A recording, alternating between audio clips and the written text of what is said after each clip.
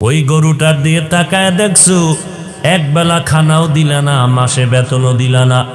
গরুটারে নিয়ে মাঠে হাল চাষ করাও, বাচ্চাটারে এক ফোঁটা দুধও দাও না। ওই গরুটা খের ভুসি আর ঘাস খাওয়ার পরে 20-30 কেজি দুধ, পিওর দুধ তোমাকে দেয়। বাচ্চারে তুমি এক ফোঁটা দিলে না। ওই গরুটা যদি মেজাজ গরম করত, কোনো বনি আদমের শক্তি ছিল না দুধ দহন করে ঘরে আনবে। আল্লাহ বলেন নজর করে দেখ, এই গাভীটারে আমি তোমার কেমন খাদেম বানায় দিলাম, গোলাম বানায় দিলাম। একটা কুকুর সারাটা রাত তোমার বাড়ির দরওয়াজায় বসে পাহারা দেয়। রাতের বেলা একটা গাছের পাতাও যদি পড়ে যায়, কুকুর ঘেউ ঘেউ করে আওয়াজ দেয়, দিয়া বলে তোরা যা মনে করো, আমি বাড়ির পাহারাদার ঘুমাই নাই। আমার মালিকের পাহারা দেওয়ার জন্য আমি এখানে দণ্ডায়মান হয়ে গেলাম। এই কুকুর সারা রাত তোমার ঘর বাড়ি পাহারা দেয়, বিনিময়ে তুমি এক বেলার খানাও দাও নাই, একটা টাকাও দাও নাই। কুকুর কোনো দিন রাগ করিয়া মালিকের কামড়ও দেয় নাই। আল্লাহ পাক বলেন বান্দা, আমি আল্লাহ যেইভাবে সব তোমার গোলাম বানায় দিলাম, সব মখলুকাত তোমার গোলামি করতে বাধ্য। এরে বান্দা নজর করে দেখছো নি, রাতের বেলা তুমি মশারি টানাইয়া ঘুমাইতে গেলা, সারাটা দিন কাজ করেছো ব্যস্ত, রাতের বেলা একটু আরামের জন্য ঘুমাইতে গিয়েছো। আমি আল্লাহ রাতের পোশাক বানায় দিলাম তোমার ঘুমানোর জন্য।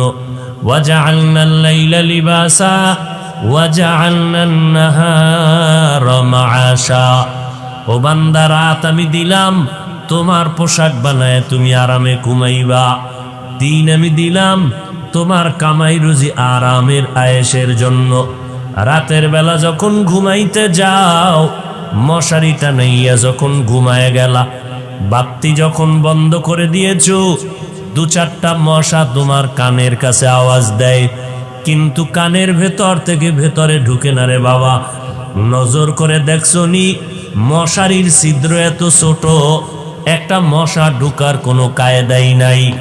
একবার যদি চিন্তা করে দেখতি রে মানুষ, ওই মশারির ছিদ্র দিয়া মশা কিভাবে ঢুকলো, অথচ মশারির ছিদ্র থেকে তোমার কানের ছিদ্র অনেক বড়, নাকের ছিদ্র অনেক বড়। মশাটা কানের কাছে ঘুরলো, একবারও কানের ভেতরে ঢুকলো না। যদি টুকিয়েই যাইতো, মানুষ তোমার ওখানেই মরণের ডাক এসে যেত। আমি আল্লাহ পাক ফেরেশতা পাঠাইয়া তোমার পেছনে পাহারাদার বানায় দিলাম। আমার বান্দা সারাদিন কাজ করার পরে ঘুমায়, ও ফেরেশতা পাহারা দাও আমার বান্দার ঘুমে যেন কোনো মশা ডিস্টার্ব না করে। আল্লাহ পাক বলেন, ও বান্দা, তোর নিজের জন্য আলোর দরকার, আমি আল্লাহ সূর্যের আলো দিয়া দিলাম। আমি আল্লাহ পাক তোমার প্রয়োজনে পানির দরকার, আমি আল্লাহ পানি দিয়ে দিলাম।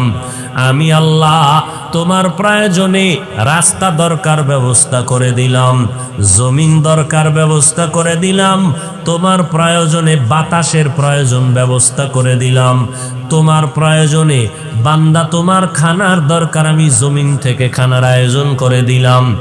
দেখ বান্দা, নিজের টাকা দিয়ে জমিন কিনলা, আবার নিজের টাকা দিয়ে ইট বালু সিমেন্ট রড কিনিয়া বিল্ডিং করলা। নিজের টাকায় জমিন কিনিয়া নিজের টাকায় বাড়ি করার পর আরামে ঘুমাইতে পারো না, কারণ ওই বাড়ির ট্যাক্স নেয় সরকার আদায় করিয়া। বলে বাড়ি করছো নিজের টাকায়, তাড়াতাড়ি সরকারের এবছর শেষে ট্যাক্স দাও, জমিনের ট্যাক্স দাও। আল্লাহ বলেন, জমিনটা আমি তোমার জন্য ফ্রি বানায় দিলাম, কোনো ট্যাক্স নিলাম না। আমি আল্লাহ যদি ট্যাক্স চাইতাম, কোনো মানুষ জমিনে বসবাস করার উপায় থাকতো না। আমি আল্লাহ কেমন রহমান, আমি আল্লাহ কেমন দয়াময়। আমি রব্বুল আলামিন সূর্যের আলোটারে ফ্রি বানায় দিলাম, বিনিময়ে কোনো বিল নিলাম না। দুনিয়ার মাথাওয়ালারা বুদ্ধি খাটাইয়া সূর্যটারে কন্ট্রোল করিয়া অস্ত্রের মাধ্যমে, যন্ত্রের মাধ্যমে বিদ্যুতের আবিষ্কার করলো। এরপরে বিদ্যুৎ দিয়া মাসে মাসে বিল দিতে হয়।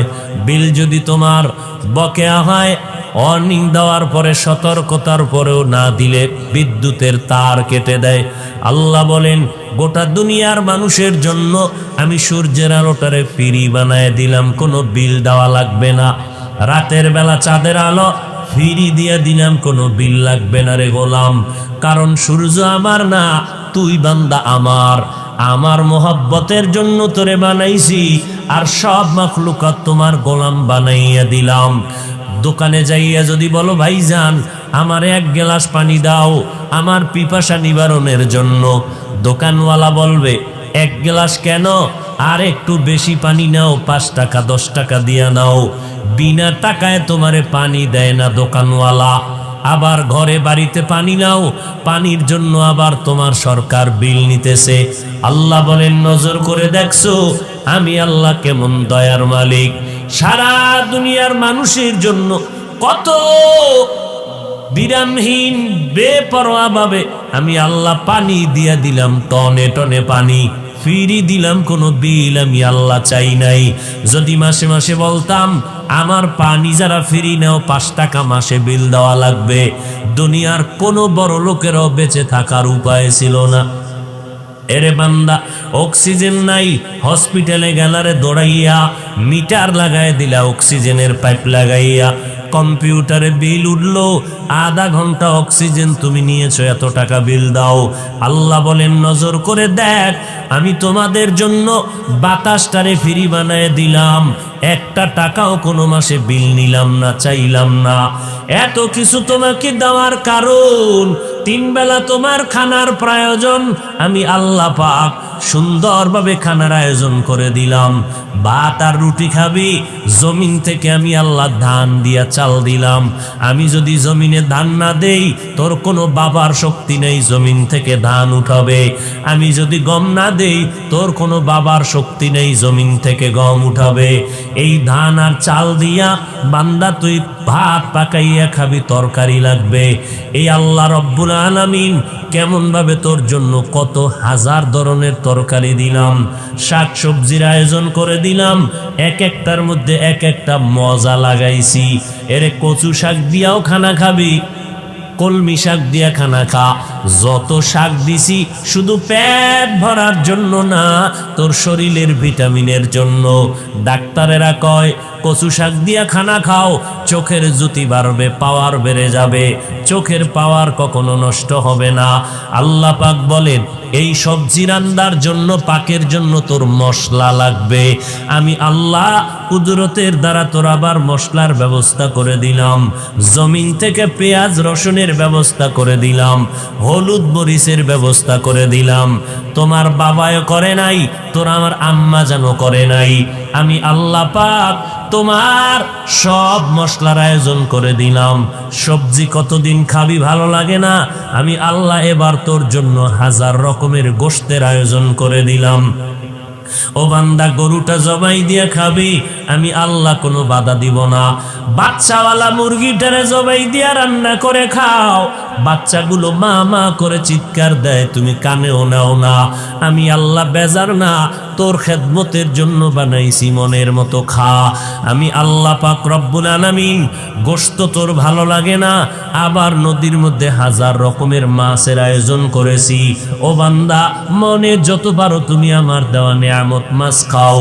এরে বান্দা 3 বেলার খানায় তোমার শরীরটা তাজা হয় না, আমি আল্লাহ তোমার শরীরটারে স্থায়ীভাবে তাজা রাখার জন্য 12 মাস ভিটামিন ফলের আয়োজন করে দিলাম। আঙ্গুর বেদানা কমলা তোমার আব্বা বানায় না, তোমার মা বানায় না, আমি আল্লাহ তোমার শরীরের ভিটামিনের জন্য কত ধরনের ফল ফ্রুটের ব্যবস্থা করে দিলাম। এরে বান্দা এত কিছু আয়োজন করার পর আমি আল্লাহ কি চাই তোর থেকে? আমি এই কথা চাই না সারা রাত আমার জায়নামাজে বসে ডাকবি, আমি আল্লাহ এটাও চাই না সারাদিন তুই রোজা রাখবি আর জেহাদে দৌড়াবি, আমি আল্লাহ এটাও চাই না ব্যবসা বন্ধ করিয়া, চাকরি বন্ধ করিয়া, বিয়া শাদী বন্ধ করিয়া অল টাইম তসবিহ টানবি আর আল্লাহরে ডাকবি, আমি আল্লাহ এটাও পছন্দ করি না। বরং আমি আল্লাহ তোর ব্যবসা করার রাস্তাটাও খুলে দিলাম, যত পারো ব্যবসা করো, বাধা নাই। আমার নবীও নবীও ব্যবসা করেছেন, আবু বকর ব্যবসা করেছেন, ওমরে ফারুক ব্যবসা করেছেন, সাহাবায়ে কেরামরা ব্যবসা করেছেন। ব্যবসাও করো বাধা নাই, চাকরি করো বাধা নাই। আমার নবী খাদিজার বাড়ি চাকরি করেছেন, সাহাবায়ে কেরাম চাকরি করেছেন, সব আম্বিয়ায়ে কেরামরা চাকরি করেছেন। তুমিও চাকরি করো বাধা নাই। ও বান্দা, তুমি লেখাপড়া করবা তাও বাধা নাই, স্কুলে পড়ো বাধা নাই, কলেজে লেখাপড়া করবা কোনো নিষেধ নাই। ডাক্তারি পড়ো আলহামদুলিল্লাহ, ইঞ্জিনিয়ারিং পড়ো আলহামদুলিল্লাহ। তুমি লেখাপড়া করে প্রফেসর হও, তুমি লেখাপড়া করে একজন ইঞ্জিনিয়ার হও, লেখাপড়ার মাধ্যমে তুমি একজন এসপিডিসি হও, তোমাকে বাধা নাই। 24টা ঘন্টা দিয়া আমি রাত আর দিনটাকে কাভারিং করে দিলাম। এই 24 ঘন্টার 22 ঘন্টা সময় তোমার কাজে লাগাও, আমি আল্লাহ বাধা দিব না। 22টা ঘন্টা তোমার সন্তানের পেছনে, ব্যবসার পেছনে, দোকানের পেছনে, চাকরির পেছনে দাও 22 ঘন্টা। 24টা ঘন্টার ভেতরে 22 ঘন্টা তুমি তোমার ব্যক্তিগত কাজে লাগাও। বাকি থাকলো মাত্র 2 ঘন্টা। এই 2টা ঘন্টা সময় একত্রেও লাগবে না, ভাগ ভাগ করিয়ে তুমি ফাঁকে ফাঁকে একটু আল্লাহরে হাজিরা দিবা তোমার কল্যাণের জন্য। 2 ঘন্টা সময় একত্রে তোমার দেওয়ার টাইম নাই, এই জন্য আমি আল্লাহ ভাগ করে দিলাম। ফজরের 4 রাকাত নামাজে 20 মিনিট, আবার তুমি দোকানে চলে যাও। মাগরিবের নামাজে 20 মিনিট, আবার দোকানে চলে যাও। এশার নামাজ 9 রাকাতে 20 মিনিট দাও, আবার ঘরে চলে যাও। আসরের 4 রাকাত নামাজে 20 মিনিট দিয়া আবার তুমি খেলার মাঠে চলে যাও। ওরে আল্লাহর বান্দা, জোহরের 10 রাকাত নামাজে 20 মিনিট দাও, আবার তুমি তোমার কাজে চলে যাও। এরে বান্দা, রাতের বেলা এশার নামাজ পড়িয়া ঘরে যাও, সন্তানের পেছনে সময় দাও, স্ত্রীর পেছনে সময় দাও। এশার নামাজ পড়ে ঘুমাইয়া আবার ফজরের সময় যদি ওইটা নামাজ আদায় করো 4 রাকাত। আল্লাহ কয়, নবী জানায় দেন, ঘুমাইয়া যেই সময়টা কাটাইলি ওই সময়টাও আমি আল্লাহ নেকের পাল্লায় ওজন দিয়ে দিব।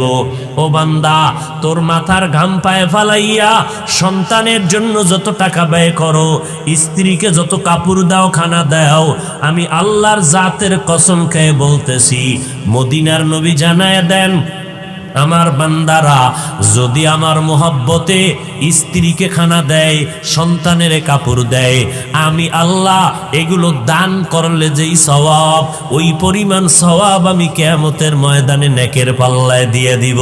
দোকানে বৈশা বান্দা সময় কাটাইলি, হাত দিয়া কাজ করো, পা দিয়া কাজ করো, জবান দিয়া কোনো কাজ নাই। জিহ্বা দ্বারা তসবিহ পড়ো, নবীর উপরে দরুদ পড়ো, কোরআন তেলাওয়াত করো, আল্লাহর নামের জিকির করো, আর মানুষের সাথে সদ্ব্যবহার করো। মিথ্যা কথা বলিয়া ব্যবসা করবা না, মাপের মধ্যে ভেজাল দিবা না। 1 টাকার মাল 5 টাকায় বিক্রি করে জালেমের খাতায় নাম উঠাইবা না। কোনো মানুষ যদি মাল কিনিয়া ফিরাইয়া দেয়, অম্লান বদনে খুশি মনে ফিরাইয়া নিয়া নাও, টাকা দিয়া দাও। এই কথা বলিও না, আমার দোকানের মাল আবার বিক্রি করলে ফেরত নেওয়া হবে না। যদি নবীর তরিকায় ব্যবসা করো, তোমার এই ব্যবসার সময়টাও নেকের পাল্লায় দেওয়া হবে। এরে নবীর উম্মতের দল, আমি আল্লাহ তোমার থেকে কি চাইছি হিসাবে তো কিছুই চাইলাম না। ফজরে 20 মিনিট 4 রাকাত, জোহরের 10 রাকাতে 20 মিনিট, আসরের 4 রাকাতে 20 মিনিট, মাগরিবের 5 রাকাতে 20 মিনিট, আবার এশার 9 রাকাত নামাজে 20 মিনিট। এই 20 মিনিট 20 মিনিট করিয়া মাত্র 2টা ঘন্টার মতো সময় আল্লাহর মহব্বতে নিজের কল্যাণের জন্য দিবা।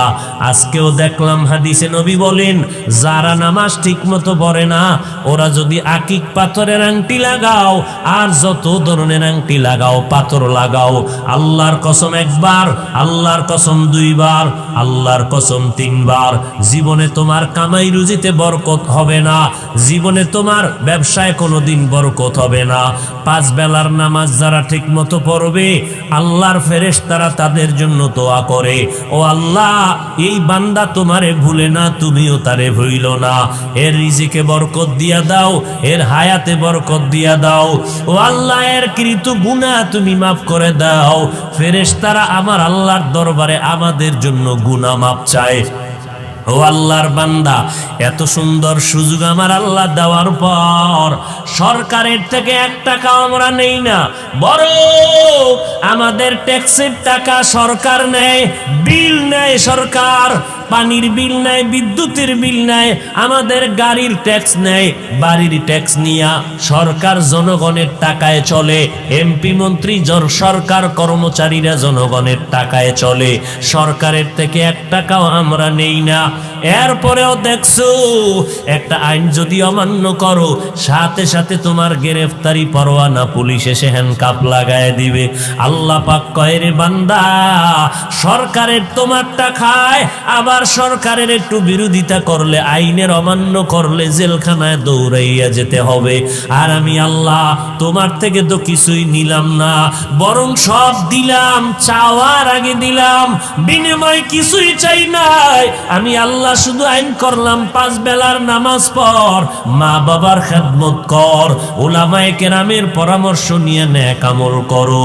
যেই গাদ্দারেরা আমার দেওয়া নেয়ামত খাইয়া সূর্যের আলো, চাঁদের আলো, পানি বাতাস ভোগ করার পর যেই নিমক আর আমার গাদ্দার, আল্লাহকে মানবা না, নবীর তরিকা মতে চলবা না, আল্লাহর বিরোধিতা করবা, নবীর বিরোধিতা করবা, আমি আল্লাহ তোমাদের তো ছেড়ে দিতে পারি না।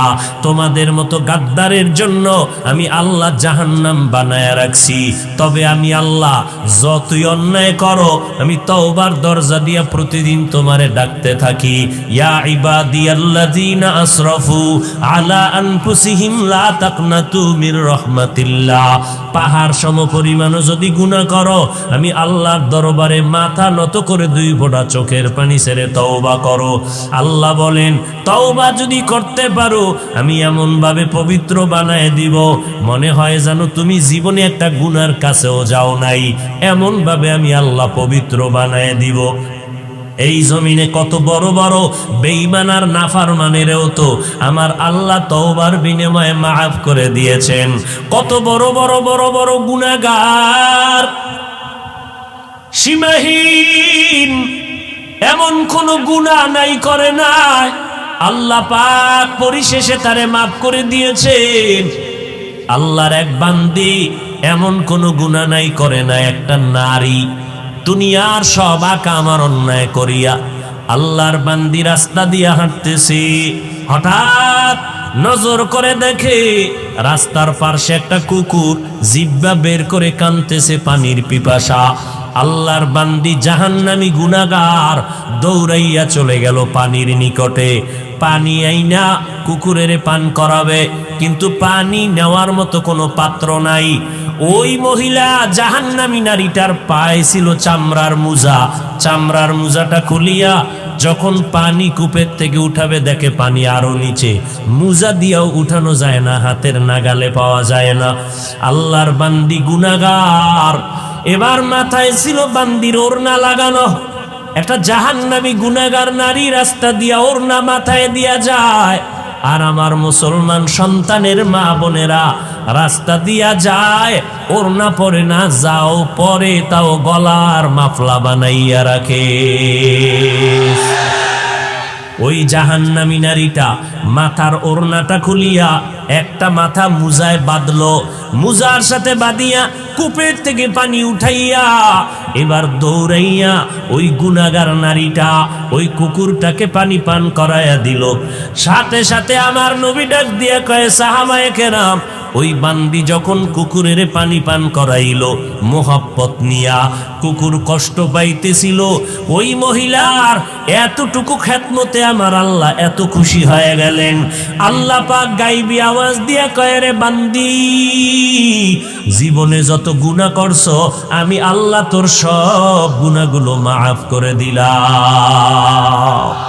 কাদের কুদরত দারি বর কামাল, আন্তা রব্বি আন্তা হাসবি জুল জালাল, তুহি কাদের জলিলুল্লাহ জাহাদার, বাহার হালে তুহি মেরা নেগাহদার।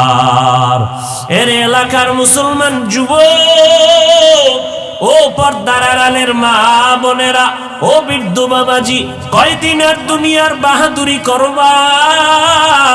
এই দুনিয়ায় বড় বড় ক্ষমতাওয়ালা টাকাওয়ালা বাহাদুর নমরুদ, হামান, ফেরাউন, সাদ্দাত কেউ তো বাঁচতে পারলো না।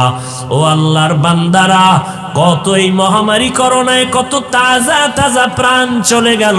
ও যুবক ভাই, আল্লাহর মোহাব্বত নিয়ে তওবা করে নাও। অনেকে মনে মনে ভাবে হুজুরদের কথা মানিয়া যদি আমরা নবীর তরিকা মেনে চলি স্বাধীনতা নষ্ট হয়ে যাবে।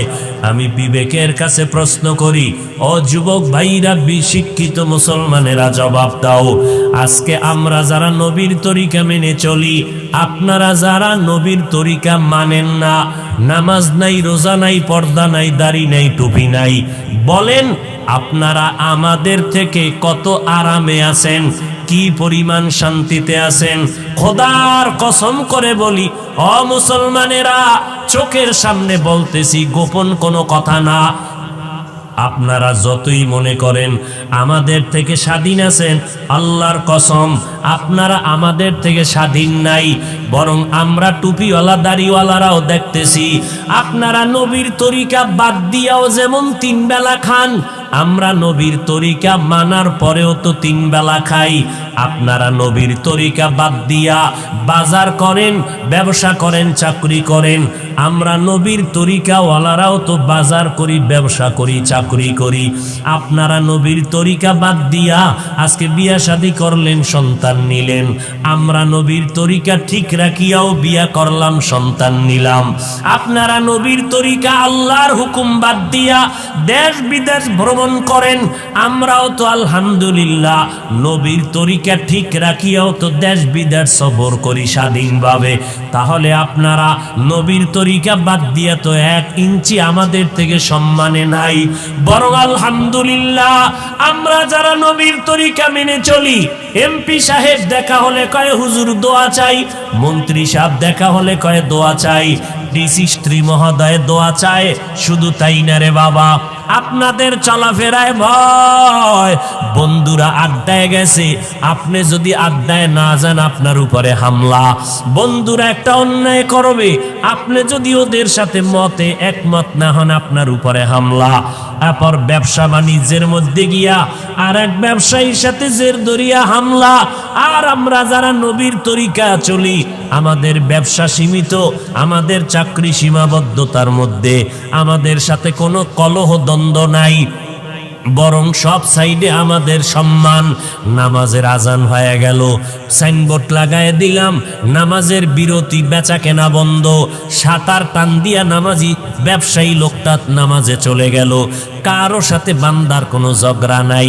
তাহলে আমরা চিন্তা করে ফলাফল স্পষ্ট বের করে দিলাম, আমরা নবীর তরিকা মাননেওয়ালারা দুনিয়াতে আমরা সম্মানেও আছি, আপনাদের থেকে বেশি শান্তিতেও আছি, আলহামদুলিল্লাহ। এইবার বলবেন হুজুর, তো আপনাদের মতো কি আমরা পাগড়িওয়ালা হতে পারবো? না, পাগড়িওয়ালা হওয়ার দরকার নাই। আমাদের মতো আপনাদের লম্বা জামা পরিয়া মক্কার ইমাম হওয়া লাগবে না।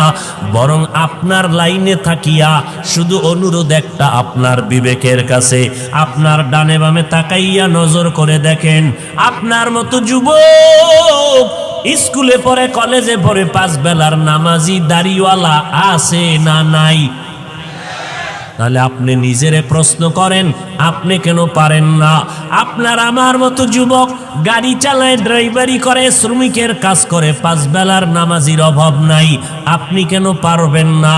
আমার মনে হয় আল্লাহ আপনার উপরে বেজার, মা বাবার বরদোয়া লাগছে আপনার উপরে। না হয় এত বয়ান করার পরেও কেন তওবা করেন না? আপনার আমার মতো যুবক র্যাব, আর্মি, পুলিশ, বিডিআরের চাকরি করে, 5 ওয়াক্ত নামাজির অভাব নাই, আপনি কেন পারবেন না? আপনার আমার মতো বান্দা এমপি, মন্ত্রী, কোটি টাকার মালিক, ব্যবসা করে, হালাল ভাবে, হারাম খায় না, নামাজির অভাব নাই, আপনি কেন পারবেন না? আল্লাহর কাছে এখনো সময় আছে, তওবা করে নেন। মনটাকে বুঝাইতে থাকেন, এরে মন, আজকে দুনিয়ার ডানে বামে বন্ধু বান্ধবের অভাব নাই, বাড়ি গাড়ি টাকা পয়সার অভাব নাই, কিন্তু যেদিন আমার চক্ষু 2টা চিরতরে বন্ধ হয়ে যাবে, ওই দিন আমার আপনজনেরা গেঞ্জিটা বেলেট দিয়া কেটে রাখবে, সাদা 3টা কাফনের প্যাকেট বানাইয়া কবরে নিয়ে যাবে। ওই অন্ধকার কবরে আমার আপন বলতে কেউ থাকবে না। ওই কবরে ডানে মাটি বামে মাটি অন্ধকার। ওই কবরে যাওয়ার পরে 3টা প্রশ্ন করা হবে, রবের পরিচয় দাও, ধর্মের পরিচয় দাও, রাহমাতুল লিল আলামিনের পরিচয় দাও। ওই কবরে কাউকে জিজ্ঞাসা করা হবে না তুমি কয় টাকার মালিক, তুমি কত লেখাপড়া করেছো, তুমি ধনী না গরিব, আলেম না মূর্খ, একবারও জিজ্ঞাসা করা হবে না। নবী বলেন এই 3টা প্রশ্নের জবাব যারা দিবে তাদের কবর হবে জান্নাতের বাগান। যারা জবাব দিতে পারবে না তাদের কবর হবে জাহান্নামের গর্ত। নবী বলেন কারা পারবে? দুনিয়াতে যারা রবের গোলামি করে যাবে, কবরে গিয়ে তারা জবাব দিবে রব্বি আল্লাহ। দুনিয়াতে যারা ইসলাম মেনে চলবে, কবরে গিয়া জবাব দিবে দ্বীনুল ইসলাম। দুনিয়াতে যারা নবীর সুন্নতের আমল করবে, কবরে গিয়া নবীকে দেখে ফেলবে, আল্লাহ অর্ডার করবে ফেরেশতা এই বান্দাটা দুনিয়াতে কষ্ট করেছে নবীর দিন কায়েমের জন্য, এখন আর কষ্ট দিও না, বেহেশতের বিছানা কবরে দাও, 3.5 হাত কবরকে বড় একটা বালাখানা বানাও, জান্নাতের সাথে রাস্তা বানায় দাও, আমার বান্দা এখন আরামে ঘুমাবে কিয়ামত পর্যন্ত। নবী বলেন প্রশ্নের জবাব যারা দিতে পারবে না, কারা পারবে না? যারা দুনিয়াতে রবের গোলামি করে না, নবীর সুন্নত মানে না, ইসলাম মানে না, এরা কবরে গিয়া একটা প্রশ্নের জবাবও দিতে পারবে না। আল্লাহর নবী বলেন তখন আমার আল্লাহ রাগান্বিত হইয়া ফেরেশতাকে বলবে, ফেরেশতা এই নাফরমান গুনাহগার দুনিয়াতে আমি কম সুযোগ দেই নাই, আমার দেওয়া পানি বাতাস চন্দ্রের আলো সূর্যের আলো ভোগ করিয়া, আমার দেওয়া নদীর মাছ গাছের ফল জমিনের ফসল খাইয়া এত বড় নিমক হারাম একবারও আলহামদুলিল্লাহ বলে নাই। ওলামায়ে কেরাম নামাজের কথা বলতো পায়ে ধরিয়া, একবারও মসজিদে গিয়া নামাজ আদায় করে নাই। এখন আর সময় দিও না, কবরের মধ্যে জাহান্নামের বিছানাটা দাও, জাহান্নামের সাথে রাস্তা বানাইয়া দাও। একটা না দুইটা না, কবরে 99টা সাপ এসে ভরে যাবে। আল্লাহ পাক রাগান্বিত হইয়া বলবেন, ও কবরের মাটি, এই নাফরমান গুনাহগারকে 2 পার্শ্ব থেকে জোরে জোরে চাপ দাও। কবরের 2 পার্শ্বের মাটি এত জোরে চাপ দিবে পাজরের হাড়গুলো চুরমার হয়ে যাবে। ও আল্লাহর বান্দা বান্দিরা, একটা মশার কামড় সইতে পারো না, ওই কবরে মাটির চাপ কেমন করে সহ্য করবা? যদি বলো না সহ্য করতে পারবো না, তো এখনো সময় আছে, তওবা করে নাও। অন্তর দিয়ে আমার আল্লাহকে মনে মনে ডাকো আর বলো, হে মালিক, এই ময়দানে আমার মতো গুনাহগার কেউ নাই। আমার গুনার খবর আমার মা, আমার বাবা, আমার ভাই বোনেরা, স্ত্রী পরিবারের কেউ জানে না। আয় আল্লাহ, আপনি জানার পরেও তো রাগ করিয়া পানি বন্ধ করেন নাই, বাতাস বন্ধ করেন নাই, খানা বন্ধ করেন নাই। ও আল্লাহ, আজকে তওবার নিয়ত করে ফেললাম, আজকে থেকে আর নামাজ ছাড়বো না, বেপরদায় চলবো না, দাড়ি আর কাটবো না, মা বাবাকে কষ্ট দিব না, ওলামায়ে কেরামের বিরুদ্ধে যাব না, নবীর সুন্নাত অনুযায়ী চলবো, দেশ ও জাতির বিরুদ্ধে কোনো ষড়যন্ত্রে লিপ্ত হব না। তওবা করার যদি নিয়ত থাকে, মুনাফিকি যদি না থাকে, অন্তরের খবর আমার আল্লাহ জানতেছেন, দেখতেছেন। যাদের অন্তরে তওবার খাঁটি নিয়ত আছে, তারা 2টা হাত আমার আল্লাহকে দেখাইয়া দেন। আয় আল্লাহ, হাতগুলো কবুল করে নেন, তওবা কবুল করে নেন, তওবার উপরে মজবুত হইয়া চলার মতো তৌফিক দান করেন, আমিন। আলা ইন্না ফিল জাসাদি মুদগাহ, ইযা সালুহাত সালুহাল জাসাদু কুল্লু, ওয়া ইযা ফাসাদাত ফাসাদাল জাসাদু কুল্লু, আলা ওয়া হিয়াল কলব। রহমতের নবী বলেন, মানুষের মধ্যে যে কলব আছে, এটা গোশতের একটা টুকরা। এই টুকরাটা ভালো থাকলে পুরা বডি ভালো, ভেতর বাহির ভালো। আর এই টুকরা যখন খারাপ হয়ে যায়, ভেতর বাহির পুরাটা খারাপ। ওই টুকরার নাম কলব। রহমতের নবী বলেন, মা মিন মাউলুদিন ইল্লা ইউলাদু আলাল ফিতরা, জমিনে যখন কোনো সন্তান আসে তার কলবটা থাকে আয়নার মতো স্বচ্ছ। ফাআবাওয়াহু ইউহাব্বিদানিহি আও ইউনাসসিরানিহি আও ইউমাজ্জিসানি ইলা আখিরিল হাদিস। নবী বলেন, মা বাবা ওই সন্তানের অন্তরটাকে নষ্ট বানায়, মূর্তি পূজারি বানায় মা বাপ, অগ্নি পূজারি বানায়, গায়রুল্লাহর গোলাম বানায় মা বাবা। অন্য হাদিসে রহমতের নবী বলেন, মানুষ যখন একটা অন্যায় করে, গুনাহ করে, ওই টুকরাটার মধ্যে একটা কালো দাগ পড়ে, আর একটা গুনাহ করে আর একটা দাগ পড়ে, আবার গুনাহ করে আবার দাগ পড়ে। কালো দাগ পড়তে পড়তে কলবটা কালো পর্দায় আবৃত হয়ে যায়। তখন আর সামনে কিছুই দেখে না। তখন ভালোটারও খারাপ বলে। টুপি মাথায় দেওয়া ভালো, নামাজ ভালো, রোজা ভালো, সব ভালো, বান্দা এরপর বরে খারাপ। এই যে বৃষ্টি চলে, যারা টিনের ঘরে ঘুমায়, কি মজার আওয়াজ। এখন কয় যে মজা তো লাগে এক মজা, আর এক মজা খাওনের কি বলে খিচুড়ি পাকাও গরুর গোশত দিয়া। কি দিয়া বলেন না কেন? গরুর গোশত দিয়া খিচুড়ি, আর এই টাইমে সেই মজা। ঘরের মধ্যে 10 জন আছে, মজা করে খাবে, কিন্তু একজন বলে আমার সামনে আনবি না, গরুর খিচুড়ি খাবো না, পারলে 1 ফোঁটা বিষ দে। খিচুড়ি ঝামেলা না তার ভেতরে ঝামেলা? খিচুড়ির বারবার বলে এটা খারাপ খারাপ, গরুর খিচুড়ি খাওয়া যাবে না। সবাই বলে আমরা মজা করে খাবো, তুমি এটার বদনাম করো কেন? বলে না, খিচুড়ি আসলে ভালো, তোমার পেট খারাপ। কি খারাপ? তাড়াতাড়ি পেটের চিকিৎসা নাও, তোমার সমস্যা হয়ে গেছে। নামাজ ভালো, রোজা ভালো, তাবলিগ ভালো, উলামায়ে কেরাম ভালো, জিকির ভালো, পাগড়ি ভালো না খারাপ? বলেন। যারা বলে তাবলিগ ভালো না, যারা বলে টুপি ভালো না, দাড়ি ভালো না, পাগড়ি ভালো না, জিকির ভালো না, তেলাওয়াত ভালো না, ওয়াজ মাহফিল ভালো না, তাদের কলব খারাপ। কি খারাপ? কলবের চিকিৎসা করো। কলবের চিকিৎসা কেমনে করবা? এই যে বডিটার উপরে কত না ক্রিম মাখি, বারবার আয়না দেখি স্পট আছে কিনা, সুন্দরভাবে পরিচ্ছন্ন করি, কিন্তু এই বডির কোনো দাম নাই। এটা একটা কাভার। ভেতরে আসল জিনিস চলে গেলে বলে এটা মানুষ না, মানুষের লাশ। ছেলে কান্দে, আব্বা নাই, সামনে সাদা কাপড়ে পেঁচানোকে বলে এটা বাবার লাশ।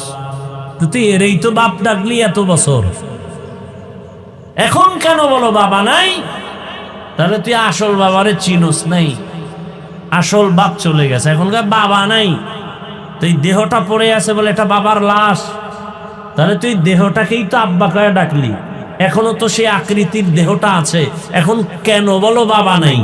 তাহলে আসল বাবাকে চিনোই নাই।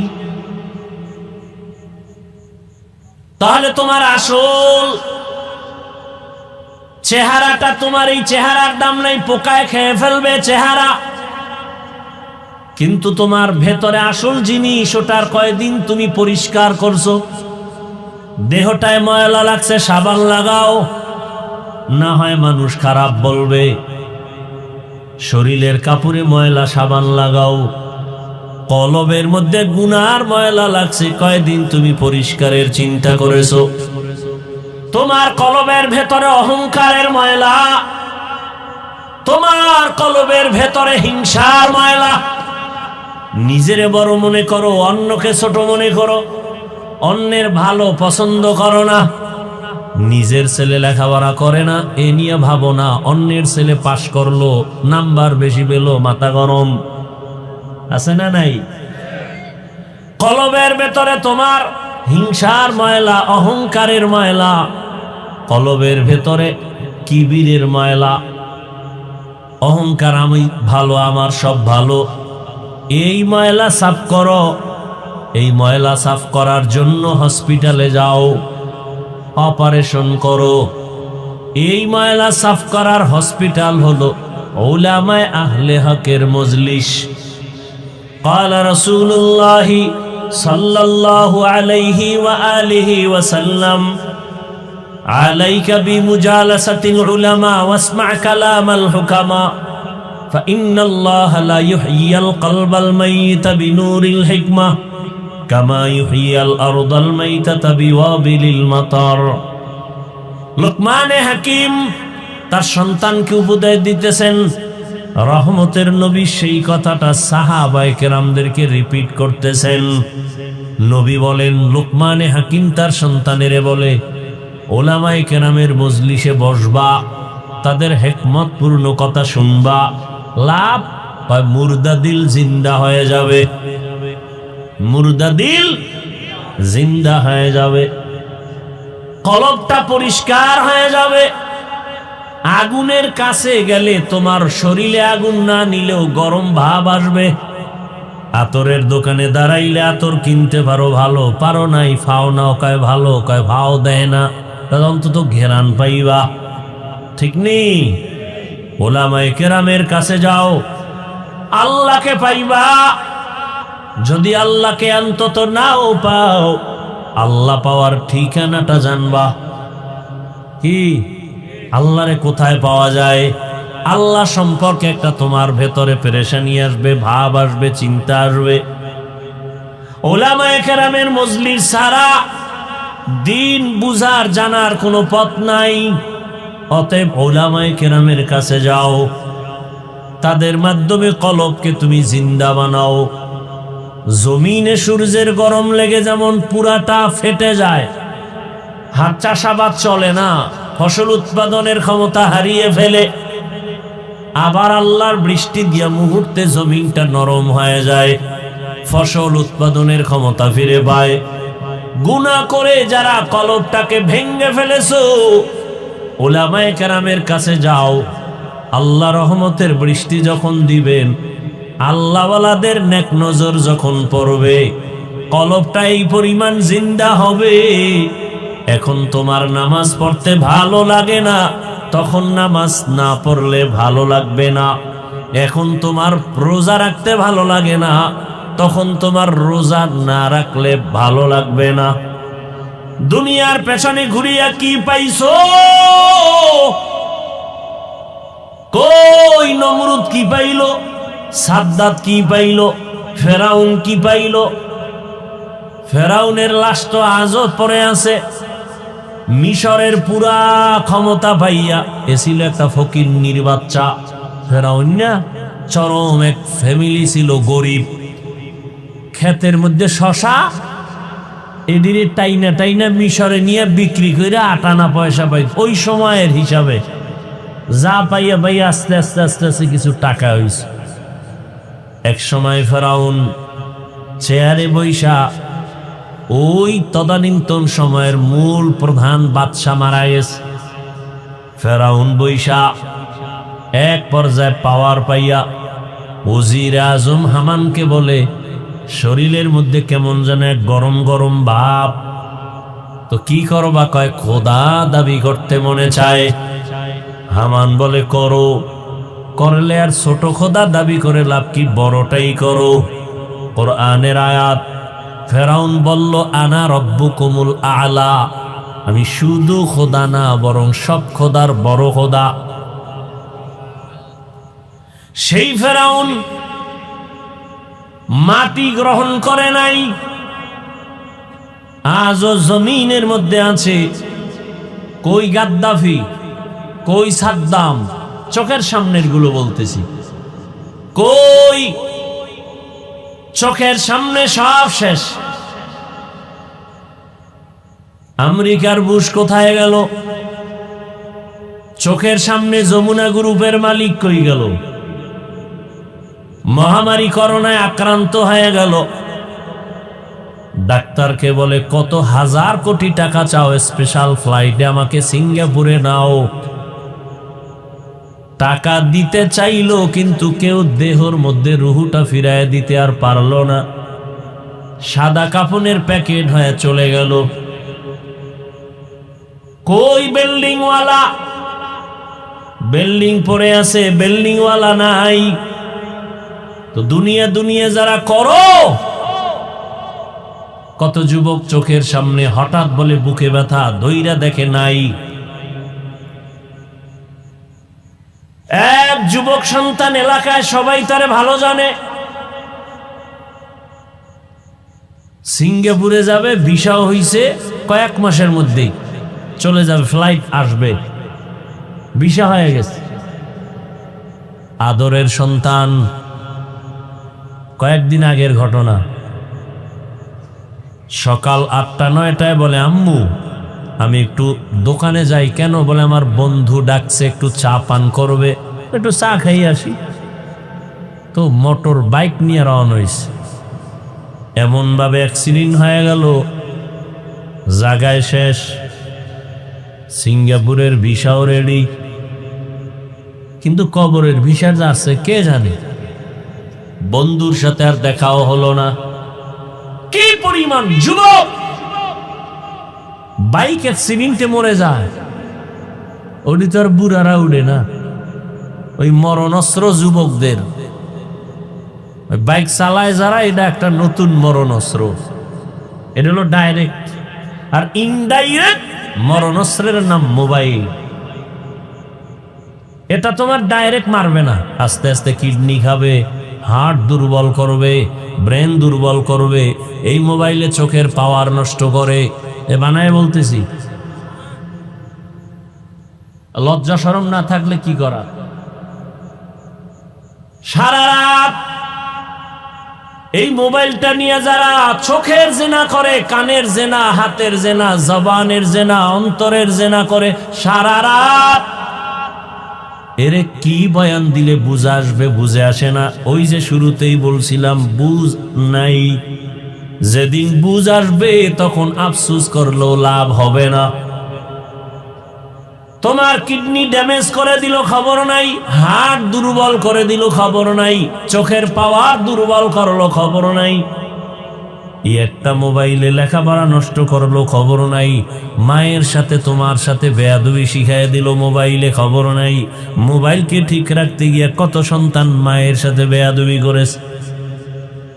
মোবাইলকে কেন্দ্র করে কত সন্তান বাবার সাথে বেয়াদবি। এই মোবাইলকে কেন্দ্র করে কত ছাত্র শিক্ষকের সাথে বেয়াদবি, কত সন্তান মুরব্বীর সাথে, আলেমের সাথে বেয়াদবি। এই এক মোবাইলের কারণে লেখাপড়া নাই, চরিত্র নাই, শরীর শেষ, জীবন শেষ, যৌবন শেষ। আছে একটা মূর্তির মতো দেহ, রুহুটা চলে গেলে দেহটাও শেষ। তাহলে এটা হলো ইনডাইরেক্ট মরণস্ত্র। আর ডাইরেক্ট যুবকের মরণস্ত্রর নাম কি? দাবি দয়া ছাইরা মায়ে বাবার থেকে আগেই ছাড়াই নিস। যারা মোবাইল চালাও 24 ঘন্টা পাগলের মতো, কখন যে হঠাৎ করে স্ট্রোক করে মরে যাবি বলা যায় না। বিদায় নিয়ে আনিস মা বাবার থেকে আগের থেকে। আর যত মনে চায় আকাম করে নে, কখন চলে যাবি তোর টিকিট নেই। মনের খাহেশ মিটাইয়া কর, যেন আর কোনো খাহেশ না থাকে, আফসুস না থাকে যে এটা পারলাম না। আবার তোমার মতো কত যুবক, শুরুতেই বলছিলাম, এরা স্কুলে পড়ে, কলেজে পড়ে, চাকরি করে, ব্যবসা করে, 5 বেলার নামাজ পড়ে, মা বাবার খেদমত করে, কারোর সাথে খারাপ আচরণ করে না, এক বেলার নামাজও বাদ দেয় না। বহু যুবক আছে, একটু নিজেরে বুঝাইও তুমি কেন পারো না। কোনো ওয়াজের দরকার নাই, এই কথাটাই তোমার বিবেকরে তুমি একটু ধাক্কা দিও। এই বিবেক, আমার মতো যুবক স্কুলে পড়ে নামাজ পড়লে আমি পারি না কেন? আমার মতো জেনারেল লাইনের ছেলেটা যদি কলেজে পড়ে নামাজ পড়ে আমি পারি না কেন? আমার মতো যদি জেনারেল সন্তানটা চাকরি করে নামাজ পড়ে আমি কেন পারি না? ব্যবসা করে নামাজ পড়ে আমি কেন পারি না? আমার মতো জেনারেল লাইনের সন্তান কৃষি কাজ করে নামাজ পড়ে আমি কেন পারি না? শ্রমিকের কাজ করে নামাজ পড়ে আমি কেন পারি না? আমার কপাল বুঝি খারাপ? এই জন্য সারা বাংলাদেশে ঘুরে ঘুরে বলি, যুবক বাবারা, স্কুলে পড়ো, কলেজে পড়ো, চাকরি করো, ব্যবসা করো, বাধা নাই। তুমি ডাক্তার হও, ইঞ্জিনিয়ার হও, প্রফেসর হও, তুমি একজন ওসি, ডিসিএসপি হও, সাংবাদিক হও, তবে দাবি আমার একটা, বেয়াদব হইও না রে বাবা। বেয়াদব হইও না কথার ব্যাখ্যা, 3 জায়গায় বেয়াদবি করবা না, করলে ঘুমের ভিতরে মরণ, পঙ্গু হয়ে মরবি। এক, মা বাবার সাথে বেয়াদবি করবা না, কারণ মা বাবার বরদোয়া লাগলে মরার আগে পঙ্গু, মরার পরে না আগে। খুব সাবধান। 2, শিক্ষকের সাথে বেয়াদবি করবা না, কারণ তুমি আজকে মানুষ হওয়ার পেছনে মা বাবার চোখের পানি, শিক্ষকের অবদান অস্বীকার করার কোনো সুযোগ নেই। 3, তুমি ওলামায়ে কেরাম, মুরব্বীদের সাথে বেয়াদবি করবা না। এবং এ কথাটাও লিখে রাখবা, কোনো মা বাবা সন্তানকে বরদোয়া করে না, কোনো শিক্ষক ছাত্রকে বরদোয়া দেয় না, কোনো আলেম উম্মতকে বরদোয়া দেয় না। তবে বরদোয়া করা লাগে না, অন্তর থেকে এসে যায়। মা বাবায় তোমার আচরণে কষ্ট পাইয়া যদি বলে, আহ এটাই তোর জন্য কাল, এই নিঃশ্বাসটাই তোর জন্য শেষ, ধ্বংসের কারণ। শিক্ষক তোমার আচরণে কষ্ট পেয়ে যদি নিঃশ্বাস ফেলে, তোমার লেখাপড়া ধ্বংসের জন্য নিঃশ্বাসটাই যথেষ্ট। ওলামায়ে কেরাম যদি কষ্ট পেয়ে নিঃশ্বাস ফেলে, তোর চরিত্র ধ্বংসের জন্য নিঃশ্বাসটাই যথেষ্ট। মানুষের জীবনের সব থেকে অমূল্য সম্পদ হলো চরিত্র। আর একটা অমূল্য সম্পদের নাম সুস্থ জীবন। এই দোনোটা নষ্ট করে মোবাইল। চরিত্র নষ্ট করে মোবাইল, সুস্থতাও নষ্ট করে মোবাইল। সংক্ষেপে 1 মিনিটে একটা উদাহরণ দিয়ে শেষ করি। আল্লাহর দেওয়া মানুষের সুস্থতার জন্য আল্লাহ দিয়েছেন অমূল্য একটা সম্পদ, ফ্রি, রাতের ঘুম। সারাদিন তুমি ঘুমাইলো, রাতের 1 ঘন্টা ঘুমের বরকত হবে না। সেই রাতের ঘুম শরীরের ঔষধ, তাও কিন্তু প্রথম রাতের অংশের ঘুম ঔষধ না, রাতের শেষ অংশের ঘুম ঔষধ না, মধ্যখানের ঘুম। কোন ঘুম? রাতের মধ্যখান সময়ের ঘুম শরীরের মহা ঔষধ। আর সেই ঘুমটাকে নষ্ট করো মোবাইল দিয়া, অনায়াসে অসুস্থ হয়ে যাবা, টের পাও না কেন? বয়স বাড়বে তখন সব টের পাইবা, অকাল মরণ হবে অকাল। ইয়া আইয়ুহাল্লাযীনা আমানুত্তাকুল্লাহা ওয়াল তানজুর নাফসুম মা কদ্দামাত লিগাদিন ওয়াত্তাকুল্লাহ। তোমার এই জীবনের কোনো মূল্য নাই, তোমার আসল একটা জীবন আছে, পরকাল জীবন। আজকে কাজী নজরুল, কবি নজরুল নাই, সারা দেশের মানুষ কবি নজরুলের গুণগান গায়নি। কথা বলেন না কেন? কবি নজরুলের কবিতা বলে, তৃপ্তি অর্জন করে, জানে না সে নজরুলের চেহারাটা কেমন, জানে না সে নজরুলের শিক্ষক কারা, জানে না সে নজরুলের বাপমা কারা। মরিয়া গেল সে নজরুল সবার হৃদয় আছে অমর হয়ে। কথা ঠিক? তুমি মরলে স্মরণ করবে তোমার মা বাবা কি বলে, মনে মনে বলবে একটা মুসিবত দূর হয়ে গেছে, ওর কারণে কত জায়গায় লজ্জায় মুখ দেখাইতে পারতাম না, ওর চরিত্র এত খারাপ। মরিয়াও অমর যদি হতে চাও, এ দুনিয়া ছেড়ে দাও, আখিরাতের সামনের জীবন তুমি অর্জন করো। তোমার আসল জীবন পরকালের জীবন।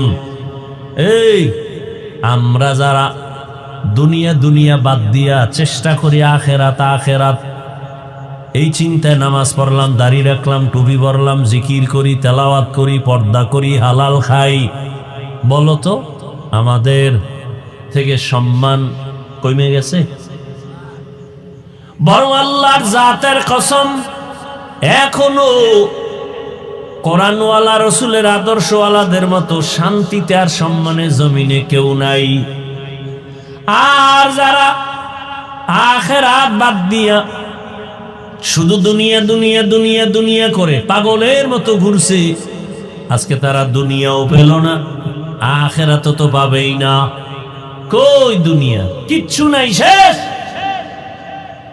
চেয়ারম্যানের চেয়ারের মেয়াদ শেষ, এমপি সাহেবের চেয়ারের মেয়াদ শেষ।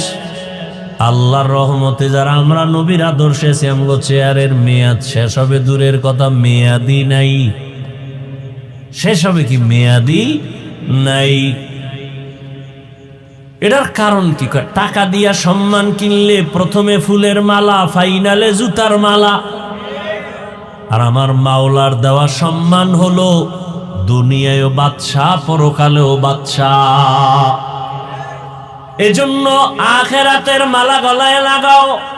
কই আমরা যারা দুনিয়া বাদ দিয়ে চলি, কই আমগো ব্যবসাও চলে, চাকরিও চলে। আচ্ছা, আখিরার মানে কি ব্যবসা করা যাবে না, চাকরি করা যাবে না? সব যাবে, বাকি আখিরাত বানায় করতে হবে। কি করতে হবে?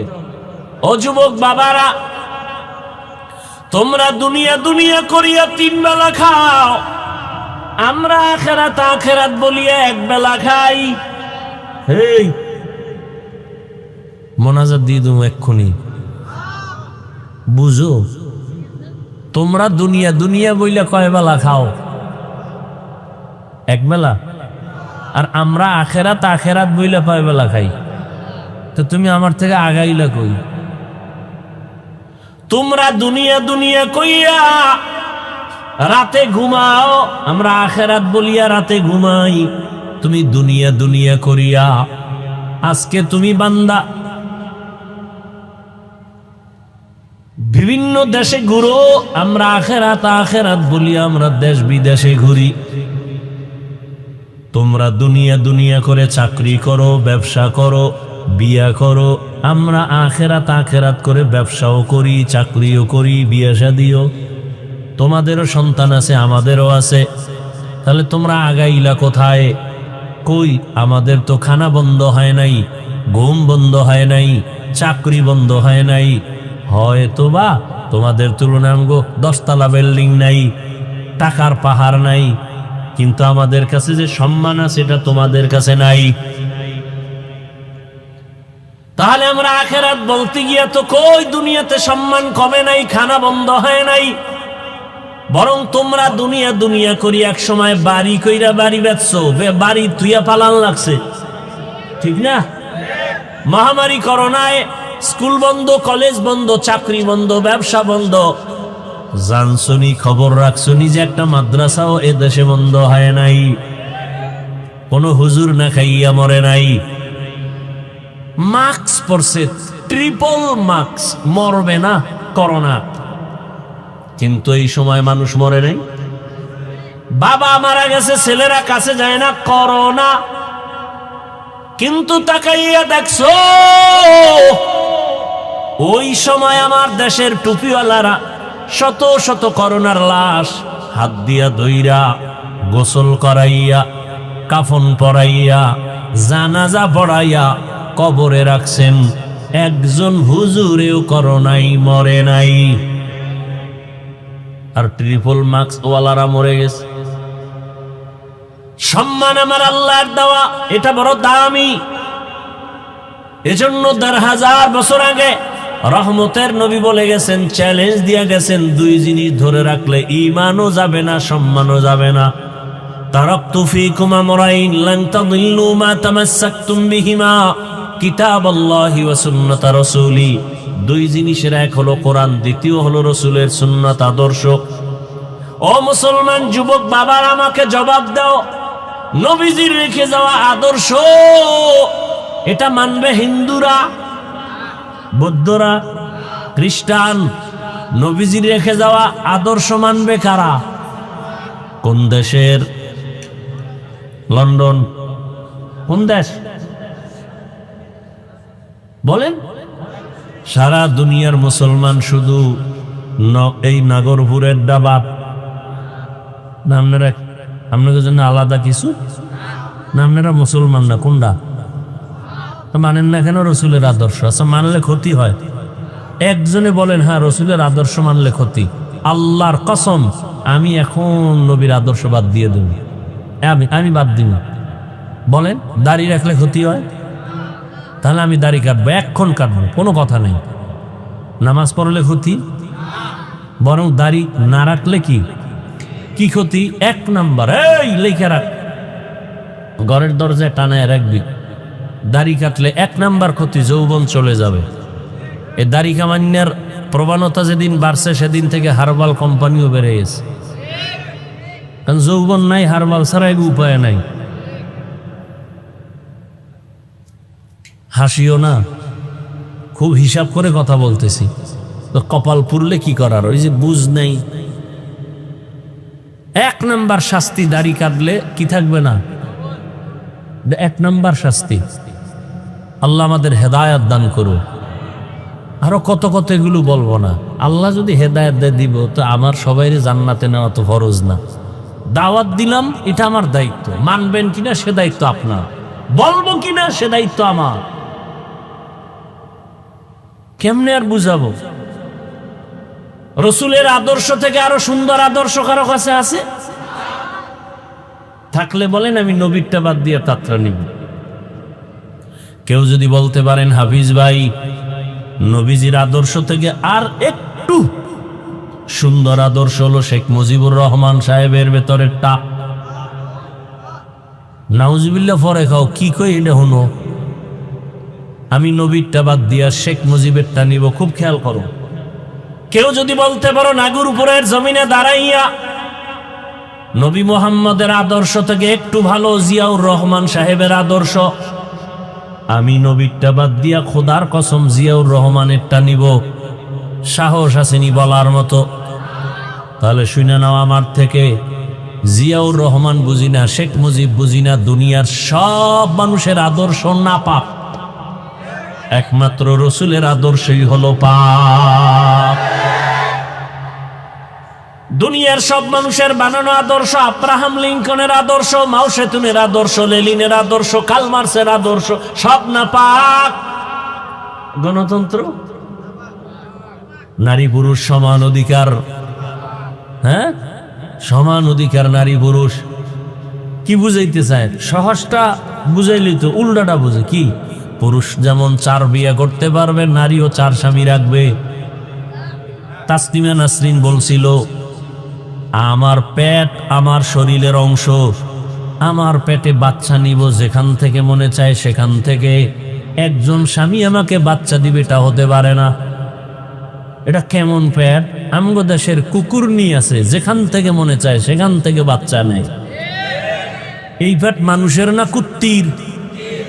এই কুকুরনির পেট, এটা জানোয়ারের পেট হতে পারে, পশুর হতে পারে, মানুষের হতে পারে না।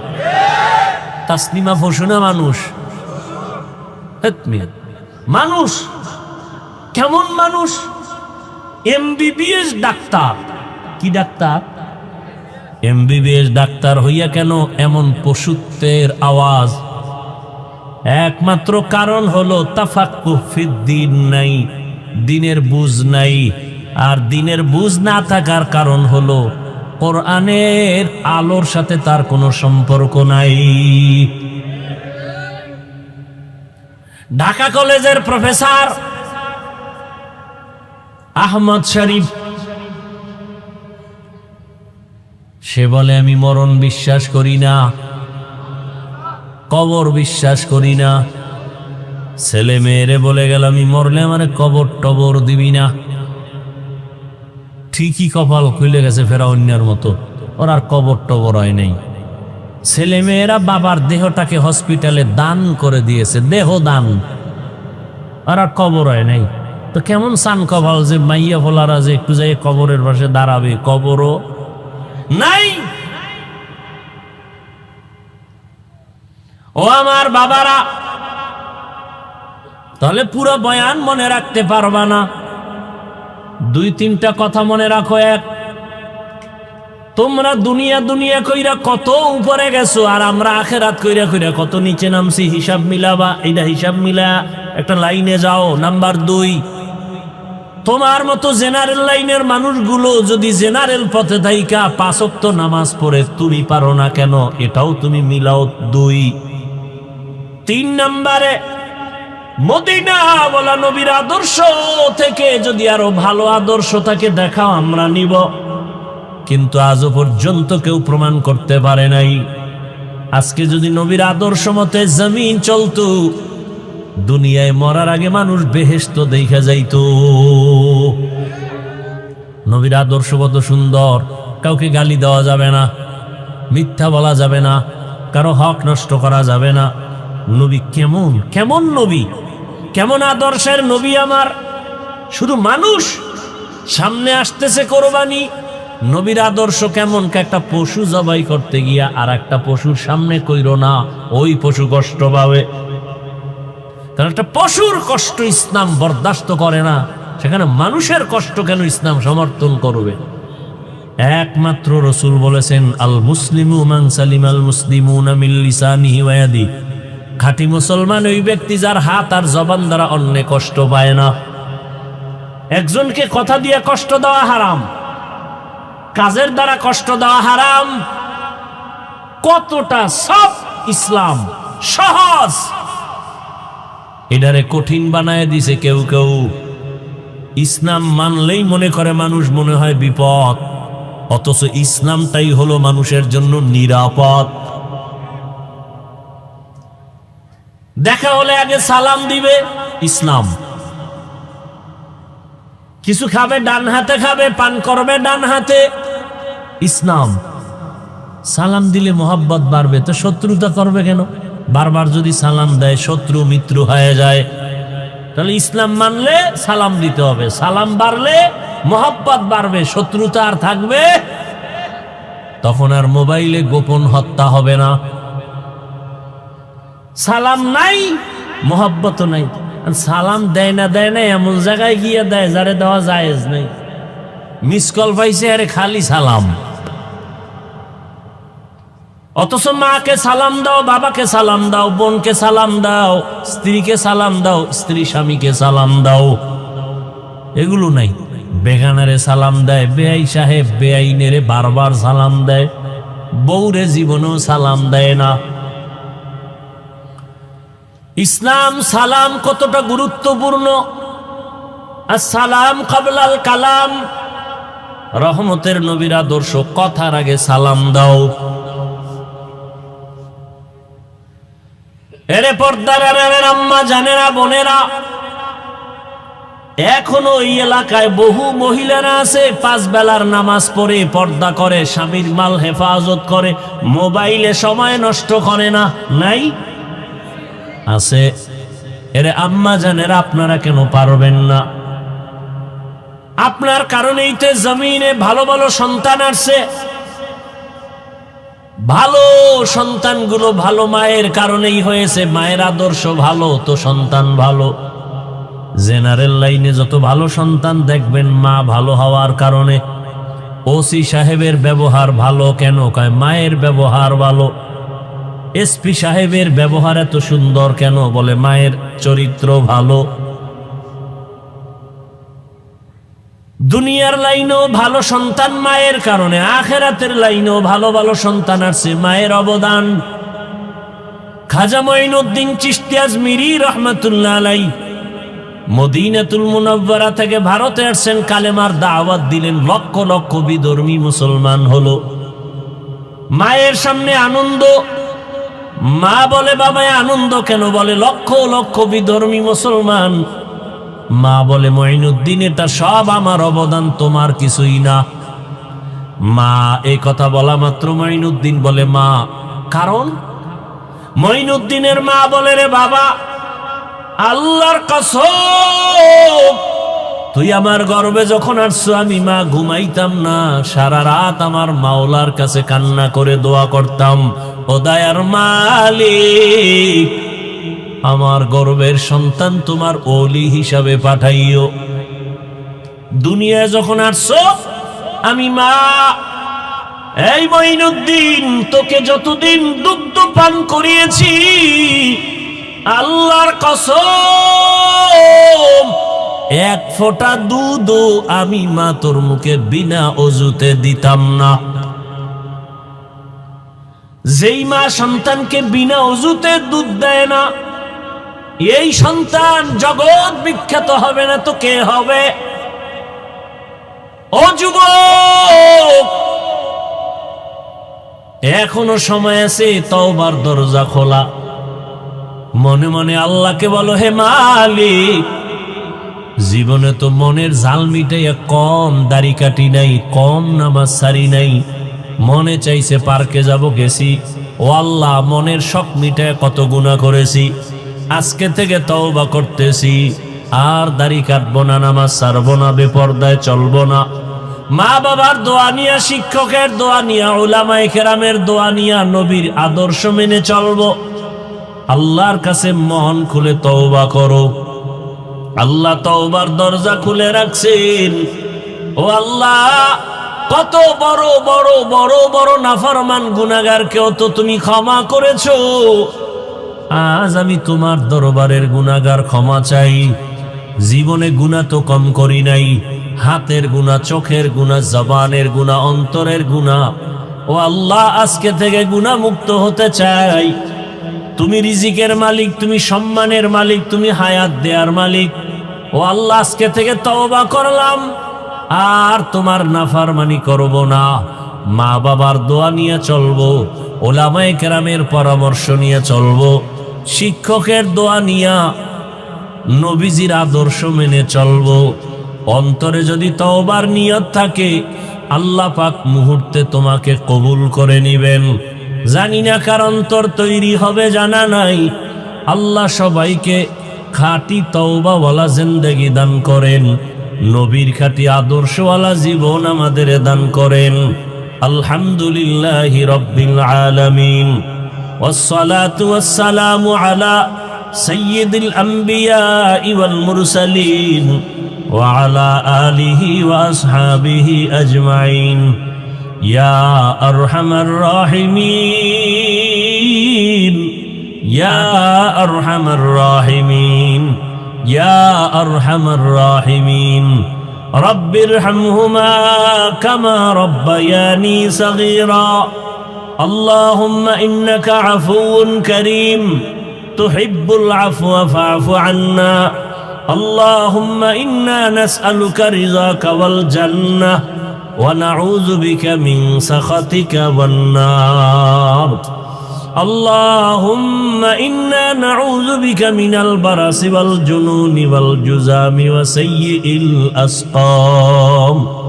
يا الله আপনি আমাদের মাফ করে দেন। আলহামদুলিল্লাহিল্লাযী জাআলা আশ-শামসা ওয়াল কমারা বিহিসবান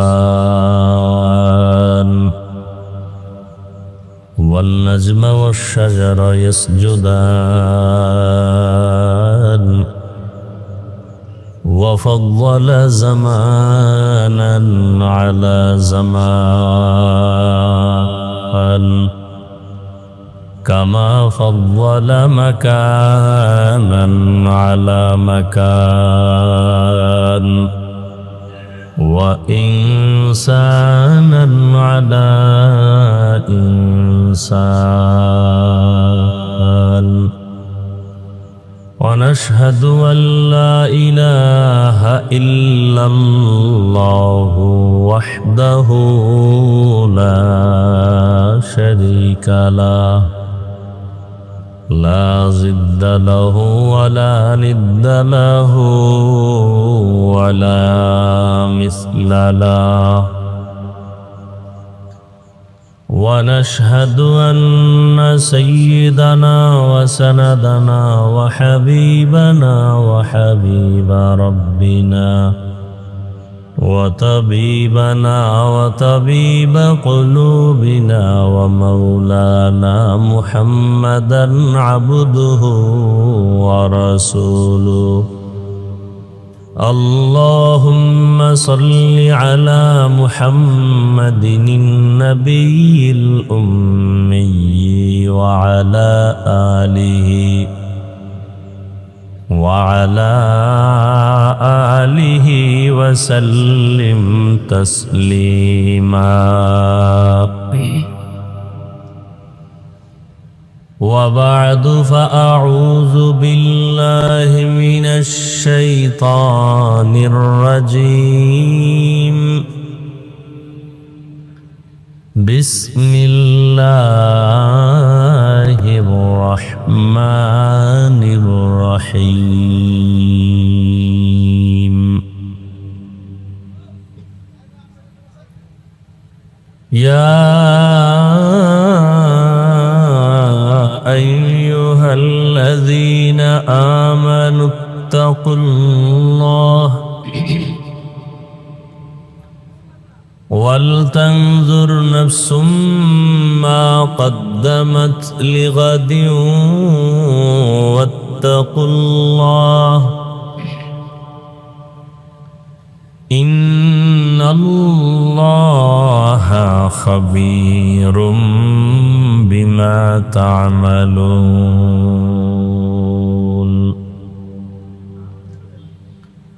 وقال رسول الله صلى الله عليه وآله وسلم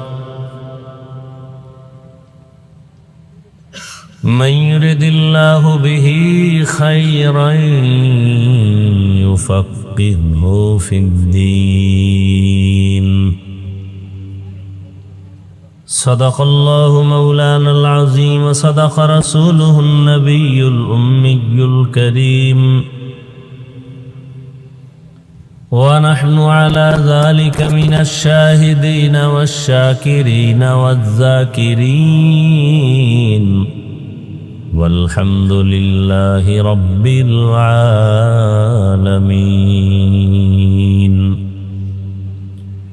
سبحانك لا علم لنا إلا ما علمتنا إنك أنت العليم الحكيم رب اشرح لي صدري ويسر لي أمري واحلل عقدة من لساني يفقه قولي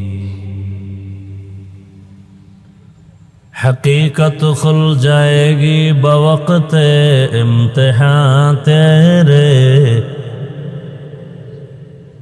حقیقت کھل جائے گی بوقت امتحان تیرے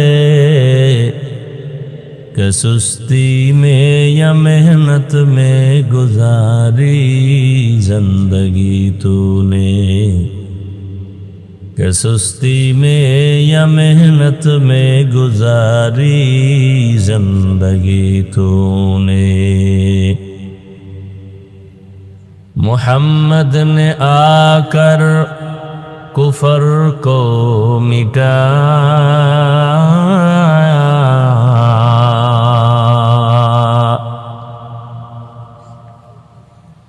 محمد نے آ کر کفر کو مٹایا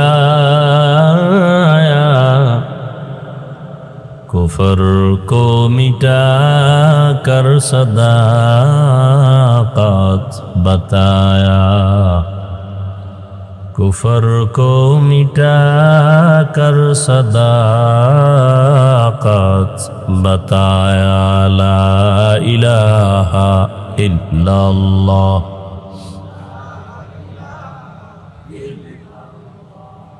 لا الہ الا اللہ لا الہ الا اللہ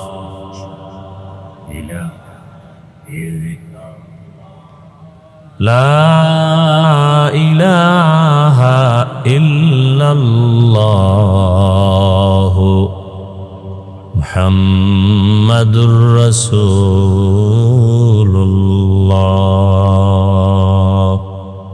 হাজারো লাখো মানুষের মধ্য থেকে বাছাই করে পৃথিবীর শ্রেষ্ঠ মজলিস উলামায়ে আহলে হকের মজলিস গুনাহ মাফের মজলিস তওবা কবুলের মজলিস বরকতিয়ে মজলিসে আমাদেরকে হাজির হওয়ার তৌফিক দান করেছেন শুকর আদায়ার্থে আরেকবার পড়ি আলহামদুলিল্লাহ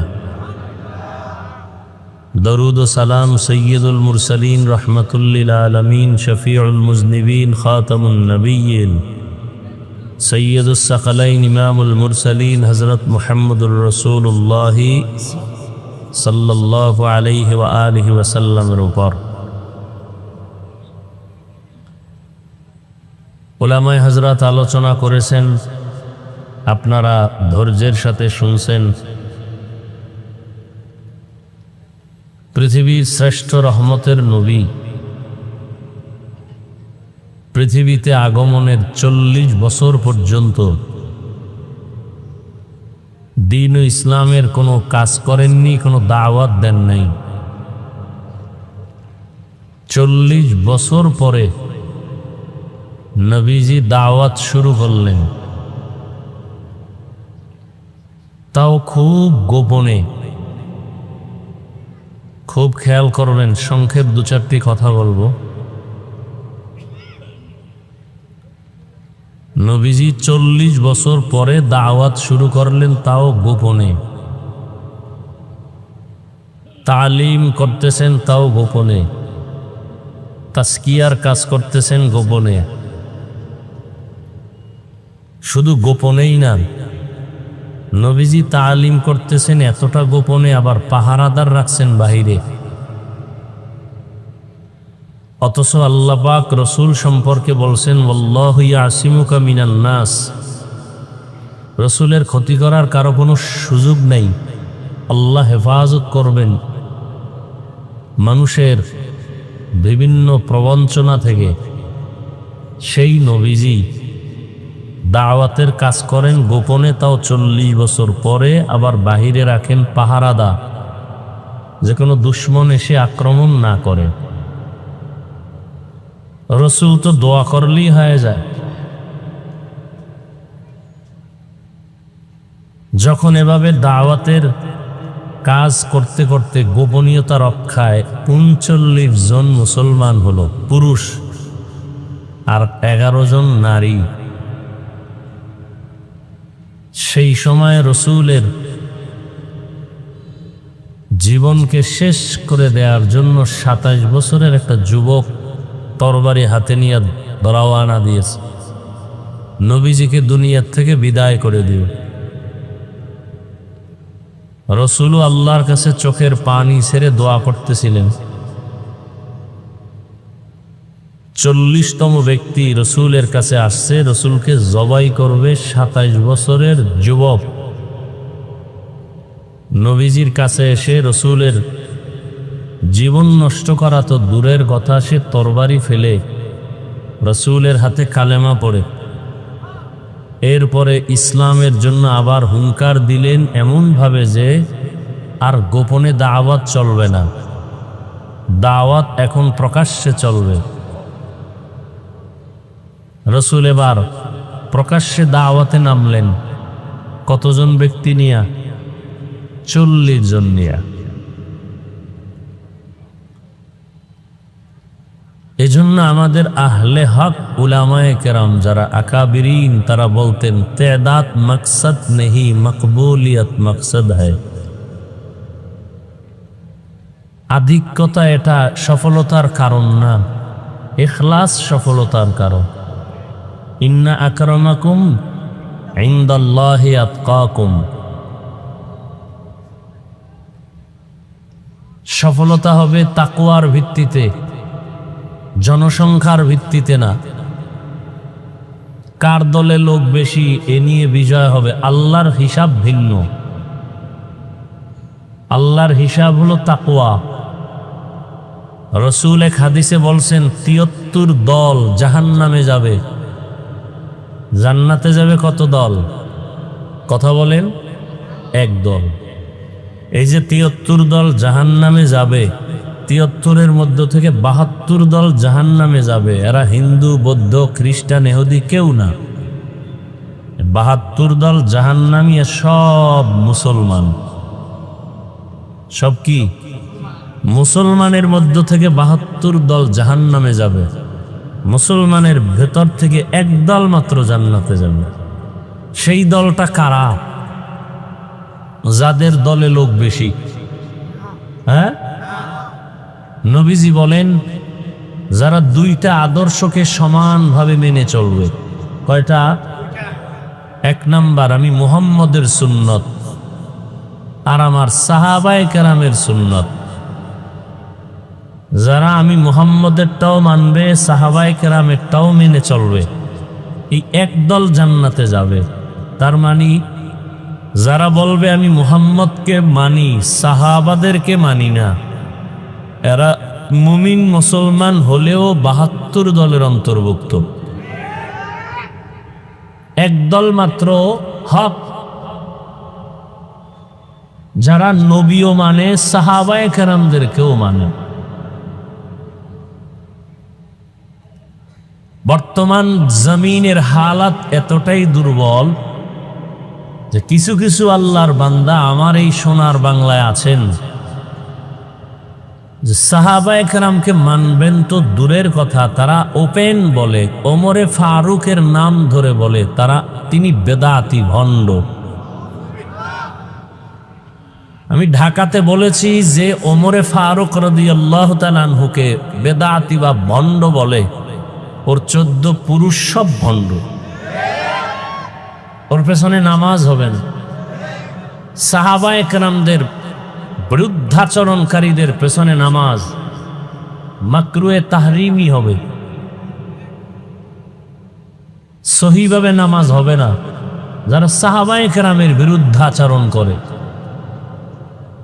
কারণ আল্লাহর রসুলের হাদিস, সাহাবায়ে কেরাম আকাশের নক্ষত্র সমতুল্য, আসহাবী কান নুজুম। তো যে কথাটা বলতেছিলাম, আধিক্যতাই সফলতার কারণ নয়, সফলতার কারণ ইখলাস, তাকওয়া। আল্লাহ আমাদের বুঝার তৌফিক দান করেন। বয়ান আপনারা শুনবেন, পরিবেশের প্রয়োজন, তারপরও বৃষ্টির মধ্যে আপনারা কষ্টকে উপেক্ষা করে দাঁড়িয়ে আছেন। আল্লাহ পাক আপনাদের এই কষ্টকে হেদায়েতের জরিয়া বানায় দেন। সংক্ষিপ্ত ২-৪টি কথা বলবো। কোরআনে হাকিমের এক টুকরো আয়াত, রসুলের একটি হাদিসের অংশ পড়েছে। আল্লাহ বলেন, ইয়া আইয়ুহাল্লাযীনা আমানুত্তাকুল্লাহা ওয়াল তানজুর নাফসুম মা কদ্দামাত লিগাদ। ও মুমিন, কোন বেঈমানকে বলেননি, মুমিনকে বলছেন, তোমরা আমি আল্লাহকে ভয় করো, তাকওয়া অর্জন করো, এবং তোমরা খুব গভীরভাবে খেয়াল করো, নজর দাও তোমার সামনের ভবিষ্যৎ স্থায়ী জীবনের জন্য কি সম্বল সঞ্চয় করেছ। ওয়াত্তাকুল্লাহ। আবার আল্লাহ বলেন, আমাকে ভয় করো। ইন্নাল্লাহা খাবীরুম বিমা তা'মালুন। নিশ্চিত আমি আল্লাহ তোমার সব খবর অগ্রিম জানি। তোমার সব বিষয়ের খবর কে জানেন? আল্লাহ জানেন। হাদিস পড়েছি, রসুল বলেন, মান ইউরিদিল্লাহু বিহি খাইরান ইউফাক্কিহু ফিদ্দীন। আল্লাহ যার কল্যাণ চান তাকে আল্লাহ তাফাক্কুহ ফিদ্দীনের মাকাম দান করেন। একটা হলো তাআল্লুম ফিদ্দীন, আর একটা হলো এই ভাই সাউন্ড ডিস্টার্ব হয় কেন? এতক্ষণ তো যেভাবে ছিল ওভাবে থাক। একটা হলো তাফাক্কুহ ফিদ্দীন, আর একটা হলো তাআল্লুম ফিদ্দীন, অর্থাৎ দিন সম্পর্কে জানা, আর একটা হলো দিন বুঝে মানা। তাআল্লুম ফিদ্দীন আম, তাফাক্কুহ ফিদ্দীন খাস।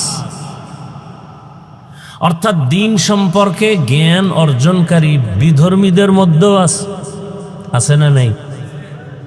কিন্তু দিন সম্পর্কে বুঝে মেনে চলা এটা নেই। যেমন হিন্দুরা ইসলাম সম্পর্কে অনেক জানে, কালেমা পড়ছে, পড়ে না কেন? তাআল্লুম ফিদ্দীন আছে, তাফাক্কুহ ফিদ্দীন নাই। মিথ্যা কথা বলা হারাম আমরা জানি না, জানার পরও আমরা বলি না। বলি কেন? মিথ্যা বলা যে মহাপাপ, আমার ক্ষতি হবে দুনিয়াতে আখেরাতে, বুঝটা আসে নাই। বুঝ এসে গেলেই বান্দা জীবন যাবে মিথ্যা বলবেন। দাড়ি কাটা গুনাহ না সওয়াব? দাড়ি কাটা ছাটা সব গুনাহ। কেমন গুনাহ? ছোট না বড়? বলেন না কেন? কেমন গুনাহ? 24টা ঘন্টার সেকেন্ডে সেকেন্ডে অল টাইম কবিরা গুনাহ, কবিরা গুনাহ ফেরেশতারা লিখতেই থাকে অনবরত।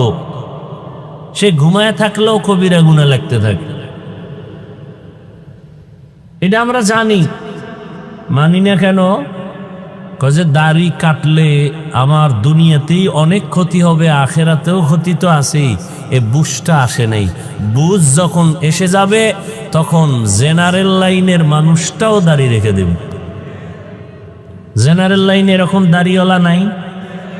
এ যুবকরা কও, তোমার মতো যুবক স্কুল কলেজে পড়ে দাড়িওয়ালা নাই? মিথ্যা বলার দরকার নাই, সত্যটাই বলো। তোমার মতো যুবক জীবনে আলিফ বাতা কোথাও পড়ে নাই, মাদ্রাসায় যায় নাই, জেনারেল লাইনে পড়ুয়া, র্যাব, আর্মি, পুলিশ, বিডিআর 5 ওয়াক্ত নামাজ পড়ে দাড়িওয়ালা আসেনি? আছে। রাস্তায় গাড়ি চালায়, জমিনে কাজ করে, নদীর মধ্যে কাজ করে, কর্মচারী, ডাক্তার, প্রফেসর, ইঞ্জিনিয়ার, 5 ওয়াক্ত নামাজ পড়ে দাড়িওয়ালা অভাব নেই। ওসি, ডিসি, এসপি 5 ওয়াক্ত নামাজি অভাব নেই। তুমি পারো না কেন? এত বয়ান শোনার পরেও তোমার মধ্যে সহি বুঝ আসে নাই। এই বুঝটা তৈরি করার জন্যই ওয়াজের আয়োজন, আর কিছু না। আমরা নতুন কোনো বয়ান করব না, বয়ান হুরান্ডি। মাকাসাদ হলো বুঝ আসুক। বুঝটা এসে গেলেই আজকে নামাজ পড়তে ভালো লাগে না, বুঝ আসলে নামাজ ছাড়তে ভালো লাগবে না। আজকে পর্দা করতে ভালো লাগে না, বুঝ এসে গেলে দিনের সহি বুঝ, তখন পর্দা আর লঙ্ঘন করতে ভালো লাগবে না। আল্লাহ সব ভাইকে সহি বুঝ দান করেন। যে আয়াত আমি পড়েছি, আল্লাহ বলেন, ও মুমিন, আল্লাহকে ভয় করো। কোনো বেঈমানকে বলেন নাই কেন আল্লাহকে ভয় করো? মুমিনকে বলার একমাত্র কারণ জান্নাত শুধু মুমিন পাবে, কোনো বেঈমান জান্নাত পাবে না, কখনোই পাবে না। আর মুমিনদের মধ্যে তো একটু আগেই বললাম 72 দল পাবে না, এক দল জান্নাত পাবে। 72 দল পাবে না এটা ফাইনাল না, বহু বিচার মাইর খাওয়ার পরে পেতে পারে। মুমিন জান্নাত পাবে যদি 72 দলেও থাকে, বিচার হওয়ার পরে। আর একদল মুমিন, কোনো বিচার নাই, হিসাব নাই, ডাইরেক্ট জান্নাতে যাবে। ওই মুমিন কারা? যারা নবীও মানে, সাহাবায়ে কেরামদেরকেও মানে। কারণ কেউ যদি কোরআন বুঝতে চায় তাকে অবশ্যই হাদিস অধ্যয়ন না করতে হবে। হাদিস ছাড়া কোরআন বুঝতে পারবে? পরিপূর্ণ হাদিস যদি বুঝতে চায় তাহলে তাকে তৃতীয় আরেকটা বিষয় তাকে খুব ভেতরে তার অর্জন করতে হবে, সেটা ইজমায়ে সাহাবা, সাহাবায়ে কেরামের ঐক্যমত সম্পর্কে তার জ্ঞান অর্জন করতে হবে। সাহাবায়ে কেরাম ছাড়া হাদিস বুঝবে না, হাদিস ছাড়া কোরআন বুঝবে না। সাহাবায়ে কেরামের ইজমায়ও গিয়া অনেকটা বিপাকে পড়তে হবে। সমাধানের জন্য চতুর্থ স্তম্ভ মুজতাহিদ ইমামগণের কিয়াস। অনেক মাসআলার সমাধান মুজতাহিদ ইমাম ছাড়া সমাধান করতে পারবে না। ইমাম বুখারী মুহাম্মদ ইবনে ইসমাইল রহমাতুল্লাহ আলাইহি, তিনি একজন মুজতাহিদ ইমাম। ইমাম আহমদ বিন হাম্বল রহমাতুল্লাহ আলাইহি, তিনি একজন মুজতাহিদ ইমাম। ইমাম শাফিঈ রহমাতুল্লাহ আলাইহি, তিনি একজন মুজতাহিদ ইমাম। ইমামে আজম আবু হানিফা রহমাতুল্লাহ আলাইহি, তিনি একজন মুজতাহিদ ইমাম। এদেরকে মানতে হবে। সর্বশেষ কথা, আপনাকে কোরআন আর হাদিস বুঝতে হলে বর্তমান দুনিয়াতে 100 নয়, ওভার 100 উলামায়ে কেরামকে মানতে হবে। যে বলবে আমরা উলামায়ে কেরাম মানি না, আল্লাহর জাত ও সিফাতের কসম, সে কোনোদিন হাদিস কোরআন মানতে পারবে না, কখনোই সম্ভব না। অতএব তার ফলাফলটা কি? আমি সারা দেশে বলি ফলাফল এই, যারা বলে আমরা ওলামা মানি না, অলিয়া উলিয়া মানি না, তারা নিশ্চিত ভণ্ড, বাতেল। এদেরকে যারা বাতেল বলে না, তারাও বাতেল। এলো ফলাফল। এখন এগুলো অনেকে বুঝবে না, কেন? দিনের সহি বুঝ নাই। এজন্য বারবার বলা হয় আল্লাহ সহি বুঝ দান করেন, দিনের সহি বুঝ। ইউফাক্কিহু ফিদ্দীন, দিন সম্পর্কে আল্লাহ পাক এমন বুঝ দান করেন যেটা যুক্তি তর্ক ছাড়া মেনে না আল্লাহ বলছেন মেনে নিলাম। আজকে বুঝ না আসার কারণে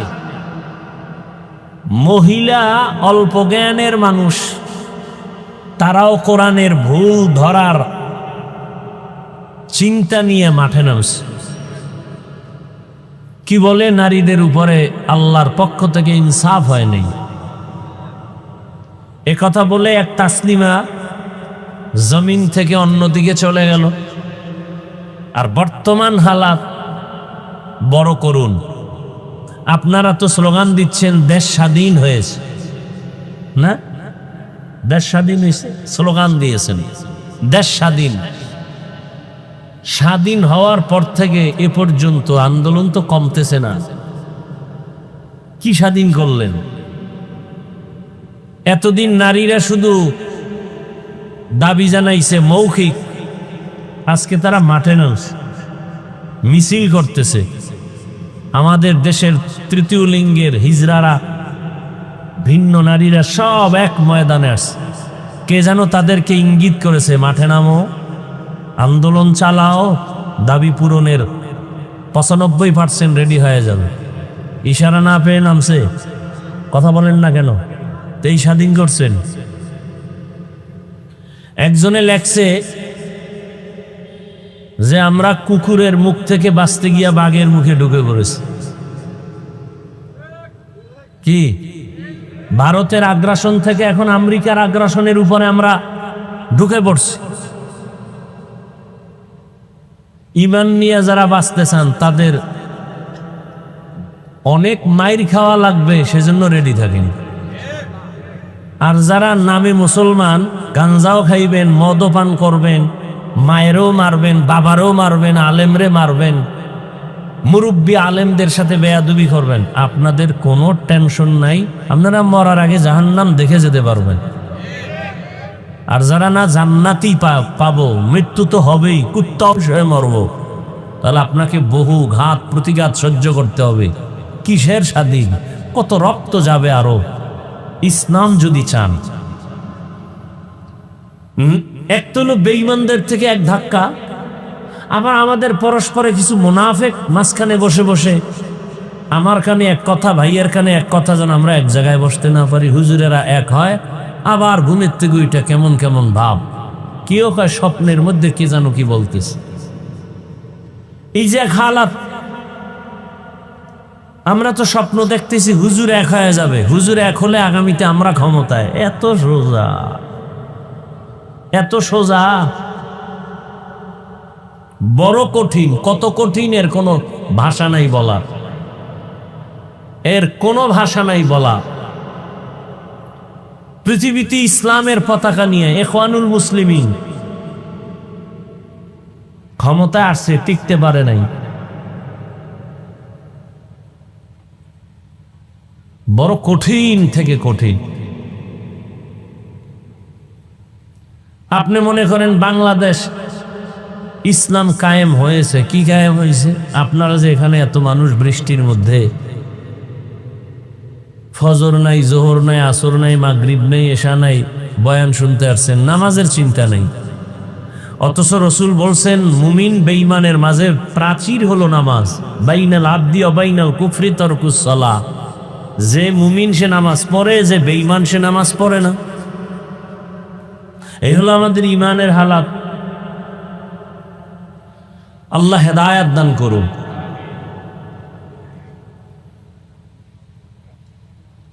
এই জন্য আল্লাহ পাক বললেন আমাকে বেশি বেশি ভয় করো, আর কাউকে ভয় করো না, আমাকে করো। আজকে যদি আমরা আল্লাহকে ভয় করি, নাস্তিক, বেঈমান সব আমাদেরকে ভয় করবে। দেখেন, শুধু মানুষ না, বাঘ ভয় করে। এমন মানুষও জমিনে ছিল যে মানুষটাকে কে ভয় করে? বাঘ। আর আমরা কেমন মানুষ যে বাঘকে ভয় করি, আর তারা কেমন মানুষ যে বাঘ তাদেরকে ভয় করে।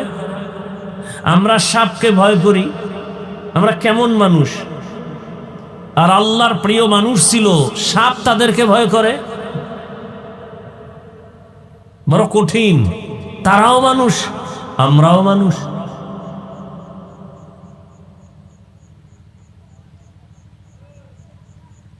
এগুলো আসছে শুধু আল্লাহর ভয় অন্তরে আসার কারণে। আল্লাহর ভয়ের নাম তাকওয়া। এটার দাম কত? রসুলের কোনো গুনাহ নাই, সেই রসুলকে আল্লাহ বলেন, নবী আপনি আমাকে ভয় করেন। ইয়া আইয়ুহান নাবিয়্যুত্তাকিল্লাহ ওয়ালা তুতি'ল কাফিরিন ওয়াল মুনাফিকিন। হে নবী, আমি আল্লাহকে আপনি ভয় করেন, কাফের মুনাফিকের অনুসরণ করবেন না। নবীকে আল্লাহ বলতেছেন ভয় করার জন্য। এখন আমি যদি আপনাদের জিজ্ঞাসা করি, আপনারা কি আল্লাহকে ভয় করেন? আমার থেকে আরো হাই আওয়াজ দিয়ে সবাই বলবে, হ্যাঁ আমরা অবশ্যই আল্লাহকে ভয় করি। অথচ এমন মুমিন আছেন আল্লাহকে ভয় করিয়া করে বলেন আল্লাহকে ভয় করি, অথচ সুদের সাথে জড়িত। আল্লাহকে ভয় করেন, মিথ্যা বলেন। আল্লাহকে ভয় করেন, দোকানের মধ্যে লোন ছাড়া ব্যবসা চলে না। আমি 5 বেলার নামাজ পড়ি, আল্লাহকে ভয় করি। আপনি নামাজ বাদ দিয়া বলেন আল্লাহকে ভয় করি। আমি দাড়ি লম্বা করে বলি আমি আল্লাহকে ভয় করি। আপনি দাড়ি বাদ দিয়া বলেন আল্লাহকে ভয় করি। আমি 5 ওয়াক্ত নামাজ ঠিক মতো আদায় করে বলি আল্লাহকে ভয় করি। আপনি নামাজ না পড়ে বলেন আল্লাহকে ভয় করি। আমি হালাল খানা খাইয়া বলি আল্লাহকে ভয় করি। আপনি হালাল বাদ দিয়ে চলেন আর বলেন আল্লাহকে ভয় করি। 2 ভয় কি সমান? মূলত আপনি ভয় করেন না। ভয় কি জিনিস? বলে একটা সন্তান মা বাবাকে ভয় করে। প্রমাণ? বলে মা বাবার সামনে একটা সন্তান অন্যায় করে না কেন? বলে শাস্তির ভয়। একটা ছাত্র শিক্ষকের ভয় করে। প্রমাণ? বলে শিক্ষকের সামনে ছাত্র অন্যায় করে না, শাস্তির ভয়। ঠিক এই জমিনে যেই মানুষ আমার আল্লাহকে আসলেই ভয় করবেন, ওই বান্দা গলায় ছুরি লাগাবে, দাড়ির মধ্যে অস্ত্র লাগাবে না। তাহলে বোঝা গেল আসলে ভয় আপনার আমার মধ্যে নাই। আর এই ভয়টা নাই, আবার মায়ের গর্ভ থেকে ভয় আনা যাবে না। ভয়টা অর্জন করতে হবে অন্যের থেকে। বলে কার থেকে অর্জন করব? লিকুল্লি শাইইন মাদিনুন ওয়া মাদিনুত তাকওয়া কুলুবুল আরিফিন। ভালো ভালো জিনিস রাখার গোডাউন আছে, তাকওয়ার গোডাউন হলো আল্লাহর প্রিয় বান্দাদের কলব। তাদের নজর লাগাও, নজর আসলেই তোমার কলবের মধ্যে তাকওয়ার পাওয়ার আসতে থাকবে। قال رسول الله صلى الله عليه وآله وسلم اتقوا فراسة المؤمن فإنه ينظر بنور الله। আল্লাহর প্রিয় বান্দাদের ফেরাসাতের পাওয়ার, এটাকে তোমরা ভয় করো। কারণ তারা অনেক কিছু দেখে, তুমি দেখো না। তারা কেমনে দেখে? চামড়ার চোখে বলে না। আল্লাহ তাদেরকে এমন একটা আলো দান করেন, নূরের আলো দিয়ে তারা অনেক কিছু দেখেন। আমার চোখের মধ্যে চশমা লাগানো, গ্লাসের পাওয়ার যতটুকু ততটুকুই দেখি। এমনও পাওয়ারওয়ালা ক্যামেরা আছে, গ্লাসের পাওয়ার এত বেশি 1000 মাইল দূর থেকেও সব স্পষ্ট দেখা যায়নি। কথা বলো না কেন? যায়। কলব, আমাদের ভেতর একটা কলব আছে। এই কলবটা এমন, এর পাওয়ার কমে আর বাড়ে।